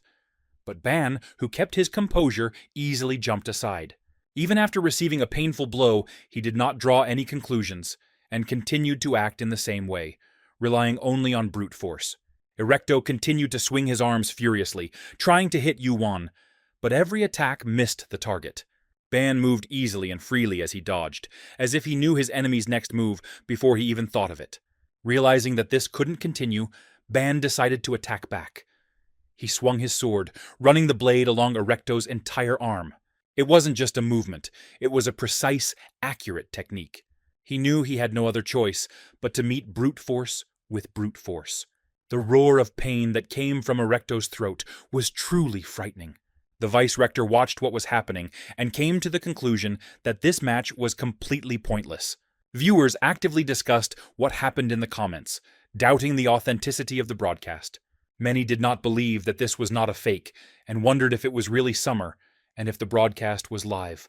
Even after seeing everything with their own eyes, they found it difficult to believe that what had happened was real. Comparing the current Yuan to when he first entered the academy, it was obvious how much he had grown. One of the students watching the fight was confused. He didn't understand if this was really happening. After all, Erecto was knocked down immediately after the start of the fight, and it was done by someone from the lower dimension. Viewers began to wonder, were the abilities shown in the video on that famous channel really true? The judge watching the fight was stunned. Just a week ago, Yuan was not this strong. Suddenly, a message was announced about an urgent meeting of the Professorial Council. Yuan stood before his opponent and didn't know what to do. Attacking someone who couldn't even move due to his injuries seemed like a pitiful act. For the fight to make sense, Erecto had to get up and continue the fight. But the judge raised his hand, declaring the end of the duel. According to the decision of the observers, the match was declared finished. Erecto was officially declared unfit to continue fighting. In order to protect the health of both participants, the fight was stopped right now. Ban realized that if he were in Erecto's place, it was unlikely that anyone would rush to defend him. He tried to object and asked the professor to wait, but he said that objections were not accepted. The duel was over. He was told to leave the circle. Yuan simply turned around and walked away. The duel ended without a chance to determine a winner. This was puzzling. But despite the unpleasant situation, he did not feel like a loser, which meant he could accept the outcome. At that moment, he heard someone trying to stop Erecto. He, despite the official end of the fight, stubbornly rose. He was warned that he was deemed incapable of continuing the fight and was required to remain where he was. But Erecto did not listen. He was convinced that Yuan expected him to capitulate, to kneel before the scum of the lower dimension. He had no intention of allowing himself such a slap in the face. He decided that he had to kill his rival no matter what. The referee tried to stop him, loudly ordering Yuan to dodge. For many, it was unclear why he had to do this at all. Erecto was clearly trying to kill him, breaking all the rules. He probably thought that since Yuan was from the lower dimension, he could disobey the Academy's regulations. This behavior, as well as the attitude of the teachers, who sometimes supported and then suddenly curtailed what was happening at their own discretion, began to irritate. The same criticism applied to those who were now dissatisfied with the outcome of the battle. Ban, not holding back his anger, he drew his sword across his opponent's body again. This time, the blow was crushing. Erecto's hand flew off and ended up on the other side of the room. He screamed in pain and shock. The students who witnessed what was happening were in panic and shock, holding their heads, not understanding what to do. Some of them cried out that everything would be fine, because Erecto's hand could be restored. But suddenly a table appeared next to Yuan. It asked if he wished to take the life, the strength of the giant, and the volcanic power of the monster from the hand of Erecto. He couldn't believe that this was even possible. Meanwhile, the judge announced that Erecto would be rushed to the medical center and ordered him not to move. Erecto lay on the floor, barely alive, blood pouring from his body. While the judge was trying to call for help, he noticed that Erecto's severed hand began to disappear. He asked Yuan what all this meant, since he was ordered to just leave. Yuan apologized, explaining that the situation got out of control and he did not have time to react properly. The teacher was furious, not believing that this could be called an apology. However, Zeno stopped him, saying that Yuan should deal with this himself. He congratulated him on his victory and said that the entire professorial committee had watched everything that was happening. Now the vice-rector was going to ask him a series of questions, and he had to answer them thoughtfully and honestly. The first thing he asked was about that last attack from Erecto. Was it really true that Yuan couldn't dodge it? With his abilities, it wouldn't be difficult. The difference in strength between them was so great that the teachers decided to end the duel. Now they needed an answer that could explain everything that had happened. Why didn't he just avoid the attack? Ban stood silently, thinking about what to say. Although he had gained the ability to use the language skill, he had never thought deeply about what exactly it meant. The question coming from the screen carried a strong sense of pressure, even despite the distance. The guy couldn't understand who this person was talking to him. The answer was simple. He did not dodge the attack, but instead counterattacked. He believed that a student who ignored the authority of professors and acted on his own should feel the consequences of his actions. In addition, he wanted to make sure that it was an official sparring match, where the rules had to be strictly followed, that no one will neglect them anymore and try to attack them from behind. Although the fight was watched by many students and spectators from other dimensions, Erecto ignored the announcement of the end of the duel and attempted to kill him. If he had reacted passively, it could have set a precedent and created a false impression. That rules can be broken when it comes to students from the lower dimension. There was little time to make a decision, but he believed his actions were justified and in line with the Academy's principles. The vice-rector realized that he was answering resourcefully, realizing that many people were listening to him. He had extended the problem between two people to the entire Academy, and that could not be denied. The vice-rector acknowledged that Yuan's words were true. Students who disregard the rules of sparring deserve appropriate punishment. However, punishing students for their mistakes is the Academy's responsibility, not something that a student like Yuan should be able to handle on his own. The judge tried to laugh, because no matter how much chaos Yuan had caused, his opponent was still the vice principal himself. He thought the guy was finished. However, the student acknowledged the correctness of what was said, and if his actions encroached on the authority of the professors, then he apologizes. He was prepared to accept any punishment for his actions. The vice-rector, in turn, replied that he did not intend to discuss punishment. He was just curious about what he was thinking when he acted that way. These words shocked the judge. The vice-principal realized that Yuan had enough determination and eloquence to win the favor of even the constellations. Ultimately, the blame fell on Erecto, who ignored the end of the match and attacked. Therefore, Yuan's self-defense was found to be justified. The judge tried to object because the guy did something wrong, but the vice-rector stopped him, pointing out that the judge himself must stop such shameful behavior. After all, if they had stopped the maddened Erecto in time, nothing would have happened. Now he too will be held accountable. Attaching Erecto's arm shouldn't be too difficult, so that should be all. The students who had been watching the match began to return to their seats and were required to focus on their next classes. The vice principal praised Yuan, saying that he had done an excellent job, and allowed him to leave. The guy bowed, and he headed towards his friends. Everyone was happy to see him back, and he thanked them for their support. He admitted that the skill of the master of words and swordsmanship that he showed at the end helped him fight the monsters in the tower. It was amazing. The most important thing is that everyone was glad that he was not hurt. Dakoyon admitted that she enjoyed watching him again. He had become even stronger. She was interested in how the new power felt, and how useful it was from his point of view. The guy noted that it was all thanks to how hard she trained him in secret. Then Dakoyon asked if it was true that he had absorbed Erecto's arm. At that moment, he had indeed decided to take just a little bit of power. But it turned out that there was so much power in the hand. It contained the concepts of a giant and a volcano, which people cannot possess. It worked. Until now, he had not been able to control the concepts of living beings at will. But now, it seems to be able to take specific parts and absorb them into itself. Thus, he somehow absorbed the power of his opponent's right hand. Dakoyon wondered why he looked so gloomy. It should have been a good thing. The guy admitted that at first he was happy that he had become stronger. But then he realized that he had cut off the hand of a man, not a monster. He remembered the joy of gaining power, and it made him feel abnormal, uncomfortable. Dakoyan was shocked by his words. He had to raise his head. His opponent was trying to kill him, and the price was just a hand. He won and Erecto lost. He had to accept it. No matter who they are, he must not take into account the circumstances of those who attempt on his life. Ban apologized for becoming introverted. Worrying about things like that is stupid anyway. Suddenly a table appeared in front of him. He couldn't understand what they wanted from him this time, and all his friends looked at him in surprise. He was required to take an additional course without the right to refuse, the Constellation of Babylon, intended only for senior students, 4th years and above. At this time, the vice-rector gave a speech on how to effectively attract the support of constellations and competently negotiate with them. He also mentioned useful knowledge, how to avoid the wrath of the constellations, how to make plans to move from one constellation to another, and the like. When the students walked down the corridor, everyone immediately paid attention to them. Everyone recognized that they were people from a lower dimension. They said that Ban talked too much, stuck his nose up, and looked annoying.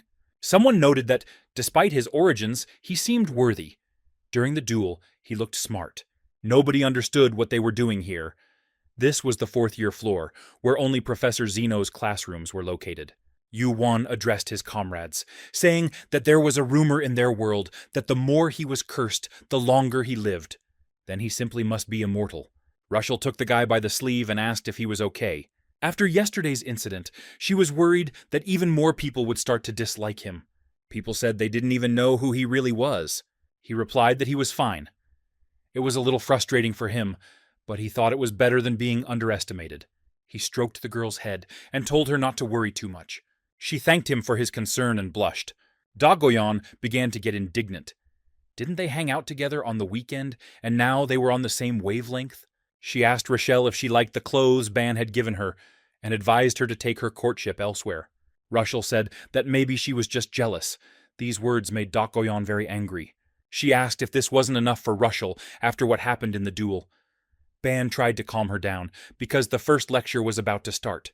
They approached the door, and the boy asked if this was the lecture hall for the Constellations of Babylon. He hoped they weren't late.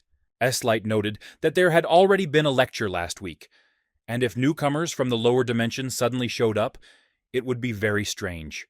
He advised Banu to ask if he was worried about that. He was, of course, worried, because talented junior students could join them. They opened the door to the auditorium together and were amazed. Everyone immediately turned to look at them with angry faces. Perhaps because they were seniors, even Dakoyan couldn't ignore their abilities. Rushel trembled in fear and hid behind Yu-Wan. They were greeted by the professor giving the lecture. Ban immediately noticed that this was an auditorium for the gifted. The professor, introducing himself as a curator, noted that he was glad to meet him. Around him, Ban, with the help of his all-seeing gaze, felt a huge force. It immediately became clear that he had managed to partially comprehend the concept that the transcendental being, the protector, adhered to. He suggested that they take the empty seats and make themselves comfortable. This was stated in the plan they received, and the purpose of the lecture was simple: to understand the origin of the tower and the constellations. Since they were joined by younger students today, the professor decided to start the conversation with the tower itself. At first glance, it looked like a huge structure without beginning or end. But in reality, the tower was indistinguishable from a living organism. As participants progressed through the tower, they overcame challenges and found hidden treasures and secrets. It looked like getting rewards for clearing rooms, but in reality it was different. The participants did not find rewards. The tower itself provided them so that they could reach them, choosing the most outstanding conquerors. Among the prizes were the best items, exceptional treasures. Thanks to an incredible miracle, the tower itself chose those who sought to know and understand themselves. Only those who are able to comprehend them can discover its secrets. This was the basic condition for any intelligent being predisposed to a high level of thinking. Ban mused that one intruder could turn the entire system upside down. The tower is alive, thinking, and choosing its own patrons. Isn't that too incredible?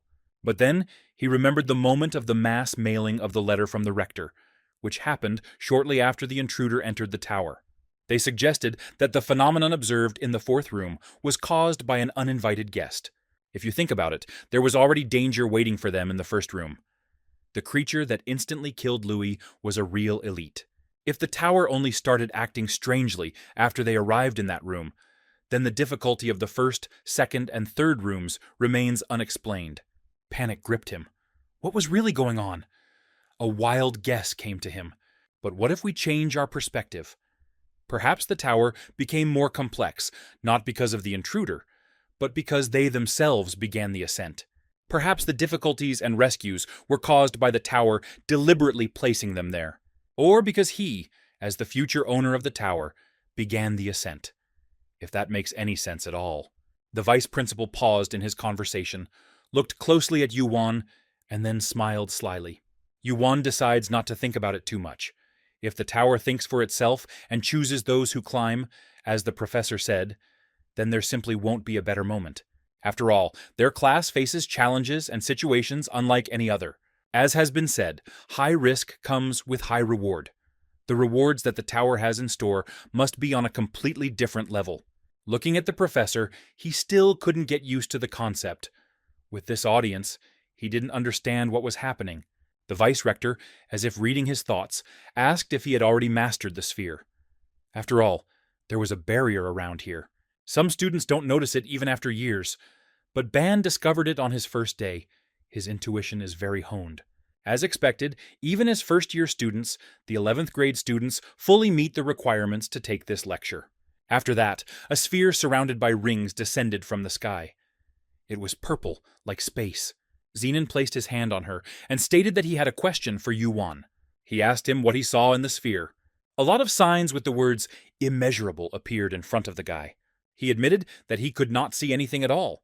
The professor suggested that he concentrate a little better and try again. Yuan replied that he still couldn't see anything, but he heard he needed to concentrate again. He must see something. But the signs with the words immeasurable appeared in front of him again. Despite this, he continued to sit and tried to uncover the secrets of the sphere. And suddenly some sign appeared inside. He saw in the sphere a barrier, a gap and protection. But beyond that, it felt like he still couldn't fully grasp it. The vice principal said that he understood everything, and suggested that Yuan rest with his eyes closed. Just think, he unlocked the 3 main abilities of the sphere. He really is extraordinary. Now it became clear why the rector was keeping such a close eye on Ban. The vice-rector asked if the boy understood what it was. He honestly admitted that he didn't understand at all. The man noted his exceptional honesty. He wanted to emphasize to all students, both in class and in everyday life, it is important to develop thinking and imagination. The expansion of consciousness is directly related to the growth of strength. If they want to use their skills at a higher level, they need to develop their mental power and internal motivation, and they must develop their ability to think. Even if the answer is not immediately apparent, you cannot stop thinking about it. Ban asked, if someone has high cognitive potential, will he be able to control the sphere? Zeno replied that one day such a person would understand the structure of all things, analyze them, and develop large-scale thinking. Then this sphere will turn him into a pseudo-god. Everyone in the audience was shocked and looked at the professor in silence. The man explained that it might be difficult to understand now, but that understanding would definitely come during the lectures. This is the core material of his course, and it is closely related to the main topic of the lecture, modeling the War of the Constellations. He announced that that was all for today, and as an assignment, the students had to come up with a possible application for this sphere. The lecture was over, and he promised that they would see each other in a week. Yuan thought that this was all too complicated. If it was a god, then what was a pseudo-god? A being similar to a god or a false god? The principle of becoming a deity seemed incomprehensible to him. This was because they were freshmen, and the rest of the students were seniors. This course was too difficult for him. As they left the auditorium, Ban asked his friends to explain again what the lecture was about. S-Light replied that he thought Ban would be the one to tell them. But they were suddenly interrupted by Ortama. Everyone was surprised and asked what he was doing there, but he told them not to make noise. They asked where Dogoyan was, and then a girl appeared and asked why they were standing there. She laughed, thinking that something serious had happened. But in front of her was only Ortama. The guy immediately rushed towards her. He said that he had some business with her. The girl asked in surprise if he really wanted to have a duel. If he wanted to die, she wouldn't stop him. But it was clear that organizing a duel within the academy would be problematic. Ortama dropped to one knee and said he was not going to fight. A luxurious bouquet of roses appeared in his hands. He stated that he wanted to ask Doc Goyon out on a date. All her friends standing behind her were in complete shock. The girl herself also stood, not knowing what to answer. Ban was shocked that the guy fell in love with the girl who beat him half to death. Doc Goyon didn't understand how a person could be unaware of another's feelings. She was genuinely curious about his plans. She wanted to ask Ban about it. He was very surprised, not understanding what plan was being discussed, and asked directly if he really didn't know why he was behaving this way. He obviously had some ulterior motive. There was no trace of affection in his gaze. Yuan replied that it didn't seem like a lie at all, since Doc Goyon was incredibly beautiful. She was surprised that he could say such things so casually, but S-Light noticed that this was his peculiarity and advised her not to give in. Doc Goyon replied that she already knew this and did not need anyone else's advice. Rushel wondered, perhaps Ortama really did have some other motive. After all, when he invited her on a date, Doc Goyon directly said that she was not interested in him at all, and that he should look for someone else. Then she called her friends and they left. Rushel looked after him sadly. She noticed that he was genuinely upset. After some time, they found themselves in the training hall. Ban reflected that after he uploaded this week's video to the channel, a new concept was revealed. Something had definitely happened. But would it help him advance in the tower? He asked Rushel if she thought his face had changed. She replied that she found Yuan very attractive, but he clarified that that was not what he was talking about, and thanked her. At that moment, an enraged Doc Goyon approached them, attracting their attention.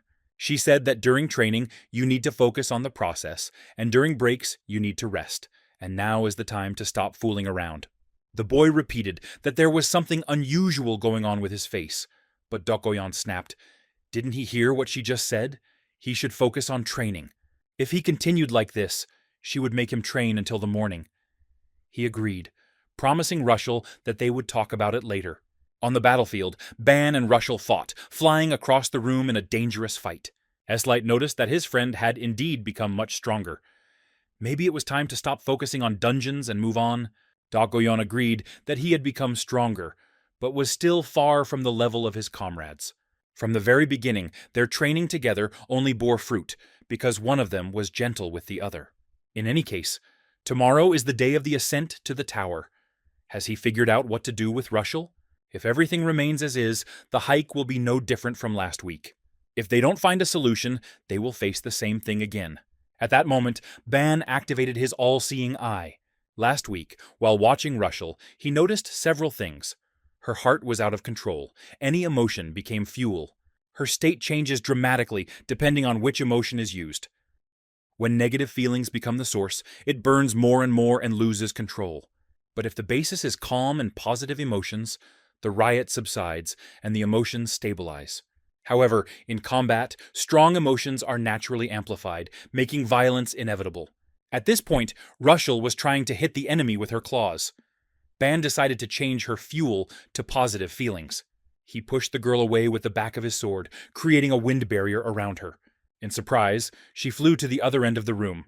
Doc Goyon and S-Light watched this. Ban, exhausted, fell to the floor. Rushel lay in front of him, growling. Then he realized now is the time. He hadn't just been having fun for the past week. By spending time with Rochelle, he had been collecting bits of her emotions. When she was happy, when she was having fun, when she felt calm. These were not artificially created emotions, but copies directly related to her essence. A magic ring appeared in his hand. Magic circles with hieroglyphs began to form around it. He hoped that it would definitely work. He gave all this magical energy to the girl so that she could absorb it. However, the girl waved her hand and pushed all the magic away from herself. Rushel growled even louder in response and rushed at the guy with an attack. She knocked him down, and now they were both lying on the floor. The girl, sitting on him, was burning with rage. Her eyes were shining. She used her sharp claws to hurt Ban. At this point, his friends tried to intervene. A chain with weapons appeared, which wrapped itself around the girl's body. Portals opened on either side of her, and chains came out and grabbed her arms. Yuan noticed that Rushel's hair color was gradually changing. He asked her if she had come to herself before she was chained, and she replied that she thought so. The guy was glad that she quickly came to her senses, but he realized that relying on chains every time was too risky. He felt that some change had taken place, but he did not yet understand what it was. Russell thanked him, but he didn't understand why. They hadn't solved her problem yet. However, she said that thanks to him, she would be able to fight with a calmer heart. It was a big step, and she was glad that Ban was by her side. At that moment, Dokgoyon appeared, and Ban was scared because they only relaxed for a moment. Light noted that they did well, and no one was hurt. Dokgoyon said she wanted to say something important. Russell looked at her questioningly, waiting for her to continue. Ban also waited, not understanding what had happened. But Dokgoyon remained silent, and she just left, saying that she had nothing more to say. She suggested that we finish for today and rest. In front of the tower, Light asked if it wouldn't be better to use the sword, at least when entering, since the fate of all 4 of them was at stake. If it were just him, he wouldn't insist. Dokgoyon replied that they had all agreed to go slowly, building a solid foundation. This was only their second study in the first semester, so there was no need to worry. Light didn't even notice how dependent he became on the sword. The more often he uses it, the stronger this influence becomes. The concept of a demon, combined with a Holy Spirit, gave Ban doubt. He was no longer sure that it was actually a holy sword. It may be better to keep it away if the influence is negative. Light asked, if he falls into the tower because of this, won't it be his fault? At this time, Yuan gained access to his characteristics. He also prepared his artifacts, Ava and Taika. This time he will rely on them. Russell came over and said that she would do her best, and listen to Yuan's instructions. He replied that she should trust him. In a real fight, he is truly strong. Dokgoyon pulled the boy aside, saying that they needed to clarify a few things before they left.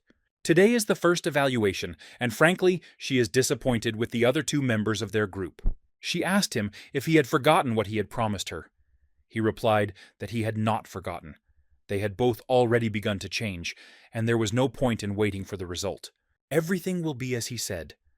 The girl added that she knew something about Russell that she had not told him yesterday.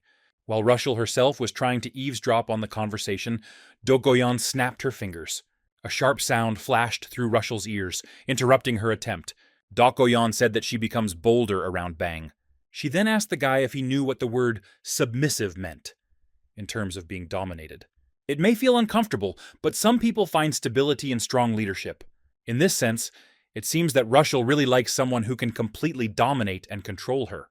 Yuan didn't understand what she meant. The girl explained. In other words, when Russell becomes uncontrollable and clumsy, conversations lose their meaning. Ban apologized because he really didn't understand what the girl was talking about. She replied that it was not necessary to understand, just to remember. He said that he understood and would try to keep it in mind. Standing in front of the entrance to the tower, the guy asked if everyone was ready. All his friends nodded decisively. First-year special selection, 11th grade, second sortie, begins now. The young man opened the door. A bright light illuminated them, and they began their journey. Once inside, they saw that everything around was blurry and resembled an illusion. Dokgoyon said she was confused because she thought they would start from the first room, but it seems like it's different. They realized that this time they were in a labyrinth. Judging by the number on the pendant, it was the 5th floor. Light was glad that he didn't have to start from the beginning. It was a huge relief. Dokgoyon noticed that he looked like he had already relaxed. At this time, Yuan noticed Russell's strange behavior. She said that on one hand, she definitely feels a monster. Everyone saw something galactic, similar to interference, which had no physical body. Light assumed it might be a hidden passage, like the one on the 1st floor, but it turned out to be something else. There was an unpleasant crackling and distortion sound. At that moment, Russell activated her power and ran towards the unknown source, piercing it with her claws.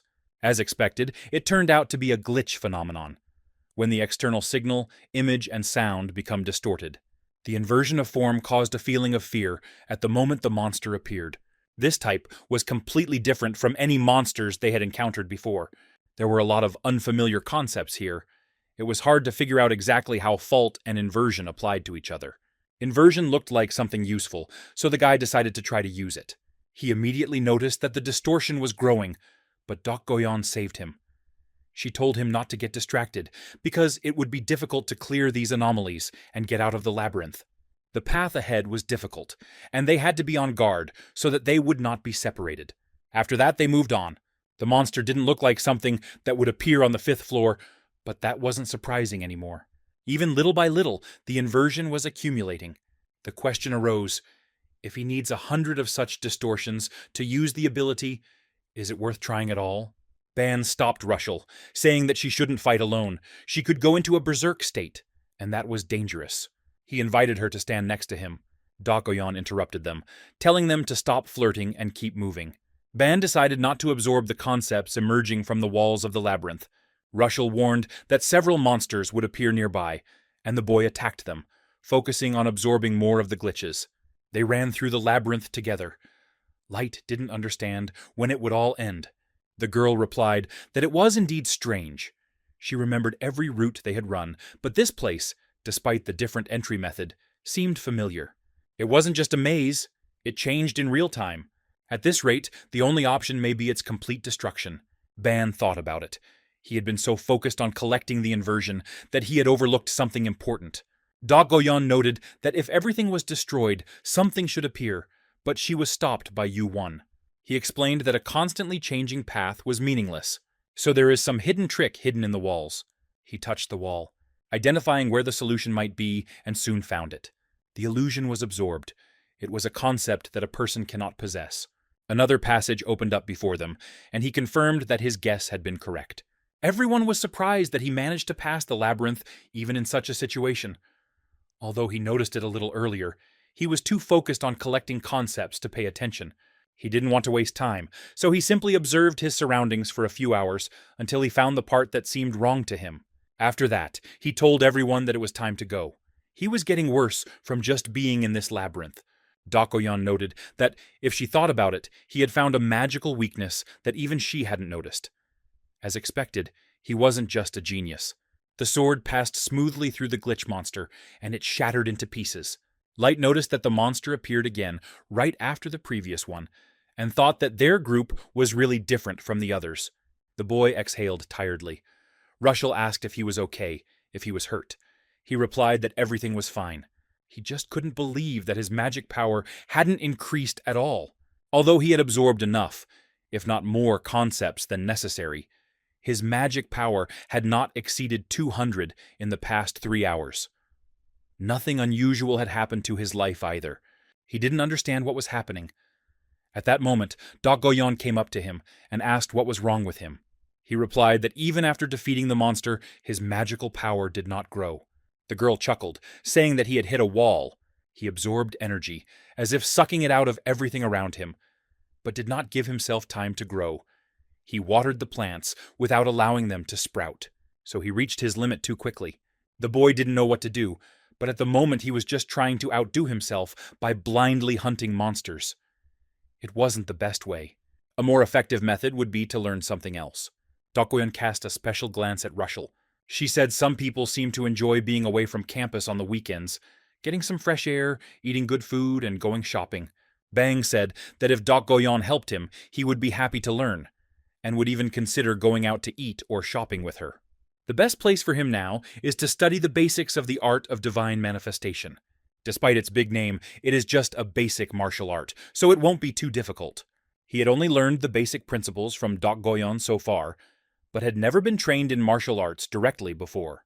So he asked if there would be real training now, and if there should be an official apprenticeship ceremony or something like that. Dakoyan replied that this was just basic internal training that even children learned. He should forget about all that and just prepare. Dakoyan was surprised that a man from another world was talking about a formal apprenticeship ceremony. She tried to act like it was nothing, but the art of divine manifestation is not just a technique. This is a secret technique, strictly passed down through generations. If her father knew about it, he would be in complete shock. She recently met Yuan, who is also from another world, and now she is passing on the secret art, intended only for the descendants of her family, to this ignorant and reckless man.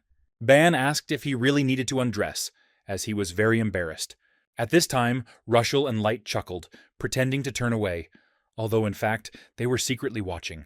Dakoyan told them to shut up, and told the boy to sit up straight and calm his mind. From the moment they first met until now, a strange feeling had been growing inside her. It feels like she wants to raise this person with her own hands. He was different from anyone she had ever met. His talent in martial arts is undeniable. But what was most striking was his potential. If someone with such abilities were to develop systematically, how fast and far could they advance? At the same time, she did not want anyone else to influence his growth and development. What was it about this man that made her feel this way? Ban felt the girl's warm fingers on his back. She reminded him that she had already explained the basics and asked if he was ready. He replied that he was completely ready. But before she started, shouldn't she recite a mantra or something? Dak Goyon laughed. Even if she recited the mantra, would he understand it? It takes too long to explain everything in words. It's much easier to introduce it into the body directly.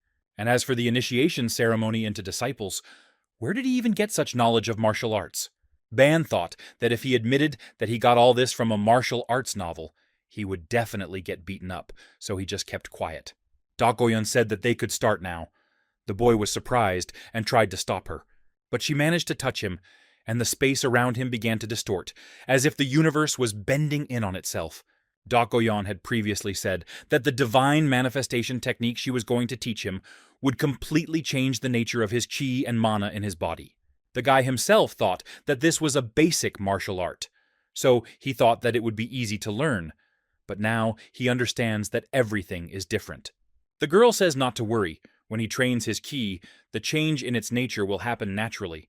Mana modified by divine manifestation stimulates the body to constantly consume magical power to create pure QE. Since both the body and mana are trained simultaneously, their vessel will grow naturally. In simple terms, it simply filters magical power, turning it into pure ki. He was already sitting up when Dak Goyon touched him, and it felt like a fireball was penetrating him. She absorbed his mana in an insane amount, moving inside his body as if paving a path that had not existed before. He wondered if his body was burning from all this energy. Dak Goyon suddenly put her hand on his shoulder and told him to calm down, burning its way through his body, constantly moving the divine ki over and over again. That was what divine manifestation was. The deep blue flame inside his body was constantly moving from his heart. He felt much better now, realizing that using mana directly wasn't always the best option. A table appeared in front of him. He had acquired a new concept of martial arts, divine manifestation. The longer he trained, the more he felt all his concepts grow. The girl asked if he was happy with the result. Yu-won replied that it was amazing and suggested that she choose any gift she wanted. He would grant any wish. She replied that she was looking forward to it, but now was not the time. She gave him a towel to wipe off the sweat if he didn't want to climb the tower alone. He stands around the corner, wiping himself off and feeling strange. If you concentrate on your training a little more, you can feel the circulation of divine power. The more divine ki is filtered, the stronger the body becomes, and the feeling is overwhelming. Just think, such an effective martial art was passed on to him just like that.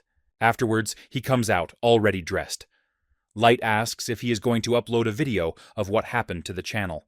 The guy doesn't understand why he's being asked this, and suggests that everyone go. He notices that it's time for a snack. Light asks if they're hungry, and they decide to take a break. They had been on the 5th floor for a long time, and they wouldn't see any food until they got to the 6th. Light says that this is too much. Even in the army, meals are simpler. And then everyone finds the next door. They suspect that this is the road to the 6th floor, and it must be. But they are stopped by Yu-won. He doesn't understand why he feels this way. He hasn't even used anything. But just behind that door, he senses the dim traces of another concept's presence. Or maybe she's behind. The guy suggests going and seeing what's there. They go around the other wall but find nothing. Light asks if they went the wrong way. But Yu-won uses his all-seeing eyes and sees a wall that is densely filled with illusion. He reaches out and tries to feel it. Soon he stumbles upon something invisible, feeling it. The thin wall, as if made of glass, immediately breaks. His friends don't understand what's going on, but it seems he's found a new passage. Behind it is a long staircase leading upwards. Apparently this is a shortcut. A new table appears in front of the guy with an inscription that he has absorbed 50 illusions. He is surprised. Did he really find so many? A well-hidden path is amazing. It seems he has found the shortest route. He asks his friends what they are going to do. They wonder why he asks this. If everything is obvious anyway, they will definitely go there. Now it is no longer surprising that the complexity has increased.